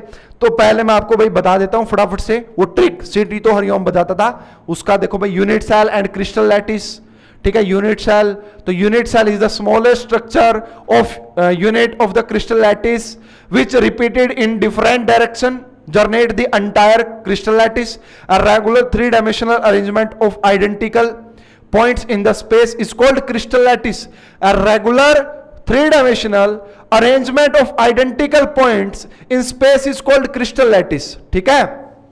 तो देखो भाई, जैसे ये एक लैटिस है भाई, ये भी एक लैटिस है, इससे बनेगी। अब देखो, अब इससे ये पूरा बनेगा, मान लो इससे ये पूरा बनेगा, तो ये एक क्या हो जाएगा, यूनिट सेल हो जाएगी। ये क्या हो जाएगी भाई, यूनिट सेल। ये मैं आपको पहले भी समझा चुका हूं, देख लो भाई, देख लो कैसे बन रहे हैं, देख लो पूरा घर बन गया, ठीक है। यहां पे पूरे घर की फॉर्मेशन हो गई है। अब बात करते हैं टाइप्स ऑफ यूनिट सेल, ठीक है। तो प्रिमिटिव भी होते हैं एंड नॉन प्रिमिटिव। प्रिमिटिव का मतलब यह होता है ऐसी यूनिट सेल जहां पे एटम्स सिर्फ कॉर्नर पे पाए जाते हैं, सिर्फ कॉर्नर पे पाए जाते हैं। मैं समझाऊंगा इसको आगे डिटेल में, है ना। सेंटर्ड, जहां पे आपका कॉर्नर पे तो हो ही हो, उसके अलावा कहीं ना कहीं सेंटर पे भी हो। कॉर्नर पे तो हो ही हो, उसके अलावा कहीं ना कहीं सेंटर पे भी हो, उसको सेंटर्ड बोलते हैं। तो यहां पे constituent particle present only at corners, उसे प्रिमिटिव यूनिट सेल बोलते हैं। और जहां पे आपका जैसे कि ये एक देखो, ये एक क्या क्यूब है भाई, ये क्या है, एक क्यूब है। तो भाई प्रिमिटिव में जो एटम्स मिलेंगे वो कहां पे मिलेंगे, सिर्फ इन कॉर्नर पे मिलेंगे, सिर्फ इन कॉर्नर पे मिलेंगे। देख लो ये जो है आपका प्रिमिटिव यूनिट सेल है। क्या है ये, प्रिमिटिव यूनिट सेल है। अच्छा जी, ठीक है। अब बात करते हैं यहां पे जो होंगे वो कॉर्नर पे तो होंगे ही होंगे। देखो कॉर्नर पे तो थे ही थे, साथ में बॉडी के सेंटर पे भी हैं, इसको बीसीसी बोलते हैं, बॉडी क्यूबिक सेंटर्ड। बाद में पढ़ाऊंगा क्यूबिक क्या मतलब, क्यूबिक क्या पढ़ाएंगे, क्यूबिक भी, ठीक है। इसको बोलेंगे फेस सेंटर्ड, जो बार बार मैं बोल रहा था ना एफसीसी, एफसीसी, ये है वो एफसीसी कि यहां पे जो एटम्स होते हैं ना वो कॉर्नर पे तो होते ही होते हैं, फेस के सेंटर पे भी होते हैं। जैसे भाई ये आपको एक फेस नजर आ रहा है, ये बोर्ड आपको फेस नजर आ रहा है ना, ये इसका कॉर्नर, ये कॉर्नर, इसके बीच में भी तो एक सेंटर है ना, तो वो क्या है, फेस सेंटर, ठीक है। पढ़ाएंगे आगे। एक भाई आपका देखो एंड सेंटर्ड, एक क्या होती है एंड सेंटर्ड। एंड सेंटर्ड का मतलब होता है टू अपोजिट पे, एक यहां पे रख दिया और एक इसके सामने, इसके सामने वाला फेस पे भी तो एक कॉर्नर है ना, एक सेंटर है ना फेस का, तो वो आपका एंड सेंटर्ड होता है, ठीक है भाई। ये एज सेंटर्ड भी होता है, एज सेंटर, एज के सेंटर पे रख दो भाई, एज के सेंटर पे, तो ये आपके होते हैं भाई। ये रहा देखो प्रिमिटिव, देखो प्रिमिटिव में आ गए। अब आ गई सीटी तो हरिओम बजाता था, है ना, अब आ गई सीटी तो हरिओम बजाता था, लो जी लिख दिए। अरे भाई अलग अलग से लिखने पड़ेंगे क्या, देखो तो जो मैंने बताया था ना आपको सीटी तो हरिओम बजाता था वो ये है जी, सीटी तो जो हरिओम बताता था वो ये देखो, primitive, cubic, tetragonal, orthorhombic, monoclinic, triclinic, hexagonal, rhombohedral. इन्होंने इस तरीके से लिखे हुए हैं, लिखा रहने दो, लेकिन मैंने जो तरीका बता रखा उसी से याद रखना। क्या तरीका बताया था, सीटी तो हरिओम बजाता है। अब देखो फटाफट से आंसर लिख देता हूं मैं, अब समझ में आएगी वो ट्रिक। सीटी तो हरिओम बजाता था, सी का मतलब क्यूबिक था। देखो वहां पे क्या लिखा था, मैं लिख देता हूं फटाफट से, यहां पे लिख देता हूं छोटे अक्षरों में, सीटी तो हरिओम बजाता था, सीटी तो हरिओम बजाता था, सीटी तो हरिओम बजाता था, है ना। नीचे क्या लिखा था 11, और मैंने कहा था कि फर्स्ट लेटर और second letter, first letter edge length को, सेकंड लेटर एंगल को, तो क्यूबिक में 11 लिखा रहा है, इसका मतलब A is equal to B is equal to C, तीनों सेम है। 1 था तो तीनों सेम थे, अगर 1 आता तो तीनों सेम थे, है ना। उसके बाद देखो लास्ट में भी 1 है, इसका मतलब alpha is equal to beta is equal to gamma is equal to 90 degree होते हैं भाई। और ये हमारी क्या कि क्यूबिक सबसे सिंपलेस्ट टाइप की है, सबसे, है ना, अच्छी है दिखने में, सारी जगह से सारी एज लेंथ इक्वल है, सारे बॉन्ड एंगल 90 डिग्री के हैं, ठीक है। तो ये इसके बाद क्या लिखा था भाई, सीटी तो, है ना, तो यहां पे देखो तो के नीचे क्या लिखा था 11 12, इसका मतलब देखो 1। ये रोम्बोहेड्रल, रोम्बोहेड्रल को ही ट्राइगोनल बोला जाता है। इसके लिए क्या कीवर्ड है आपका 1 2, क्या है 1 2, इसका मतलब देखना A is equal to B is equal to C, but ये तो 1 से लिख दिया हमने, ये तो 1 से लिख दिया कि ए बी के इक्वल बी सी के इक्वल, ठीक है। उसके बाद 2 से क्या लिखेंगे, A alpha equal to beta, अरे 2 same, alpha is equal to beta not equal to gamma, क्योंकि तीनों सेम नहीं होंगे, कोई भी 2 सेम होंगे भाई, है ना। कोड क्या है 1 2, कोड क्या है 1 2, इसलिए ये रहा जी। उसके बाद भाई तो का मतलब क्या लिखा था, देखो 11 12 21 22, है ना, 21 लिखा था ना, तो पहला लेटर डबल हो गया, इसका मतलब देखो टेट्रागोनल में क्या लिखोगे, A equal to B but not equal to C, A equal to B but not equal to C. यहां पे 1 है तो क्या लिखोगे, alpha is equal to beta is equal to gamma 90 degree is equal 90 degree, ठीक है।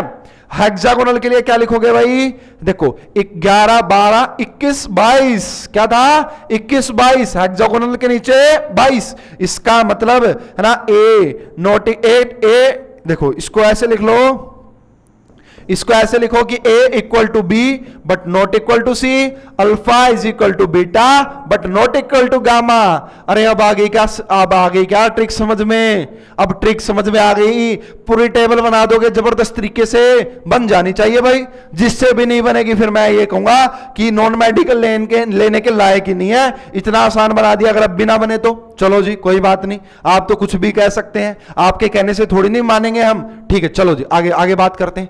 देखो भाई ये क्यूबिक है, क्यूबिक में मैंने क्या कहा, सारी एज लेंथ सेम होंगी। A equal to B equal to C, alpha beta gamma 90 degree, बिल्कुल सही है जी, है ना। टेट्रागोनल के लिए कोड क्या था, 11 12 21 2 1, 2 का मतलब दो एज लेंथ सेम होगी। देखो अब देखो ये वाली छोटी है ना, ये और ये तो सेम है, देखना इसका मतलब क्या है भाई, इसका मतलब क्या देखना, अरे भाई ये A और ये B तो सेम है दोनों, लेकिन ये C तो अलग होगी ना, ये C तो बड़ी हो गई, और एंगल तो सारे ही यहाँ पे 90 डिग्री है, एंगल तो सारे, तो इसलिए देख लो 21 कोड देखो यहाँ पे 11 बन रहा है, बिल्कुल बन रहा है, यहाँ पे 21 बन रहा है, बिल्कुल बन रहा है ना। ऑर्थोरोम्बिक में क्या बनेगा, फटाफट से बताओ। ऑर्थो CT तो हरी, ओम है ना, तो 11 12 21 22 31, देख लेना भाई। 31 का मतलब समझते हो कि A not equal to B not equal to C, 3 का मतलब होता है तीनों डिफरेंट, और 1 का मतलब alpha is equal to beta is equal to gamma 90 degree, alpha beta gamma 90 degree, देख लेना यही आएगा। लो जी अब देख लो फटाफट से, लो जी क्या आ गया, ऑर्थोरोम्बिक। ऑर्थोरोम्बिक में A not equal to B not equal to C, alpha beta gamma 90 degree, लो जी देख लो, है ना। ऐसे ही मोनोक्लिनिक CT तो हरि ओम, है ना, ओम हरि ओम, OM ओम, ओम के लिए क्या यूज किया था, है ना, इसके लिए देखो 11 12 21 22 31 32 का मतलब क्या है कि अब यहां पे एज लेंथ तो तीनों ही अलग होंगी, लेकिन दो एंगल सेम होंगे, दो एंगल। ये लो जी मोनोक्लिनिक 32 बन गया, अल्फा बीटा 90 डिग्री के हैं, अल्फा गामा 90 के हैं, लेकिन बीटा 90 का नहीं है। आगे ना ट्राइक्लिनिक था का बोले तो 33, लास्ट में सबसे लास्ट में 33, तो क्या आ जाएगा, ना तो कोई भी एज लेंथ से मिलेगी और ना ही कोई एंगल से मिलेगा। लो जी देख लो, ऐसी होती है बांगी टेढ़ी, है ना, हरियाणवी वर्ड यूज कर दिया मैंने, कोई बात नहीं भाई, कोई बात नहीं, ठीक है। हेक्सागोनल की बात करते हैं भाई, CT तो हरी 11 12 21 22, है ना, 22 का मतलब दो एंगल सेम, दो एज लेंथ सेम। लो जी लो, ये स्ट्रक्चर भी देख सकते हो भाई, ये आ गया, है ना। रोम्बोहाइड्रल बोले तो ट्राइगोनल, और ट्राइगोनल का मतलब 1 2, है ना, तो ये रहा जी आपका, ये रहा जी आपका। तो ये था भाई हमारा 7 टाइप का क्रिस्टल सिस्टम। ये आपका unit cell, cubic unit cell पढ़ेंगे हम डिटेल में, क्योंकि उसको पढ़ना काफी आसान है, तीनों एज लेंथ सेम है, तीनों एंगल भी सेम है, और काफी एक सिमेट्रिक स्ट्रक्चर होती है, तो उसके ऊपर स्टडी करना काफी आसान रहेगा, उसको समझना काफी आसान रहेगा। तो अब हम आगे किसकी बात करते हैं भाई, है ना, बाकी की चीजें जो है सेंटर्ड में भी मैं आपको नेक्स्ट क्लास में समझाता हूं। तो भाई आज हमने क्या क्या कंप्लीट किया है, सबसे पहले भाई हमने डिफरेंशिएट अमोर्फस क्रिस्टलाइन को समझा, उसके बाद क्रिस्टलाइन के पार्ट समझे, क्रिस्टलाइन में भी मोलिकुलर के पार्ट समझे। सारी चीज समझने के बाद हम आ गए किसके ऊपर भाई, क्रिस्टलाइन सॉलिड के ऊपर। फिर हमने स्पेस लैटिस, है ना, फिर हमने क्रिस्टल लैटिस के बारे में पढ़ा, फिर हमने 2 डायमेंशनल 3 डायमेंशनल के बारे में पढ़ा, और 3 डायमेंशनल में मैंने यूनिट सेल में आपको बताए कि 7 टाइप का क्रिस्टल सिस्टम होता है। क्यूबिक वाला, इसके लिए मैंने ट्रिक समझाई। ये टेबल आपके एग्जाम में आती ही आती है, यहां से 1 नंबर का क्वेश्चन आपसे पूछा ही पूछा जाता है, तो बहुत ही ज्यादा इंपॉर्टेंट।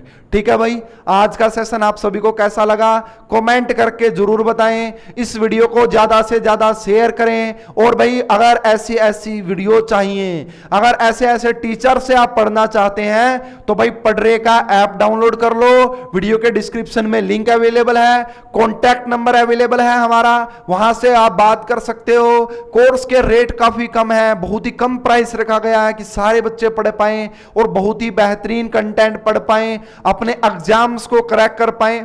तो भाई आप पढ़ रहे ऑनलाइन क्लासेस ज्वाइन कर सकते हो, जो भी और कोई आपकी अदर इंक्वायरी है तो आप वहां पे कॉन्टैक्ट नंबर पे शेयर कर सकते हो। अभी के लिए इतना ही, आप सभी को धन्यवाद, थैंक यू।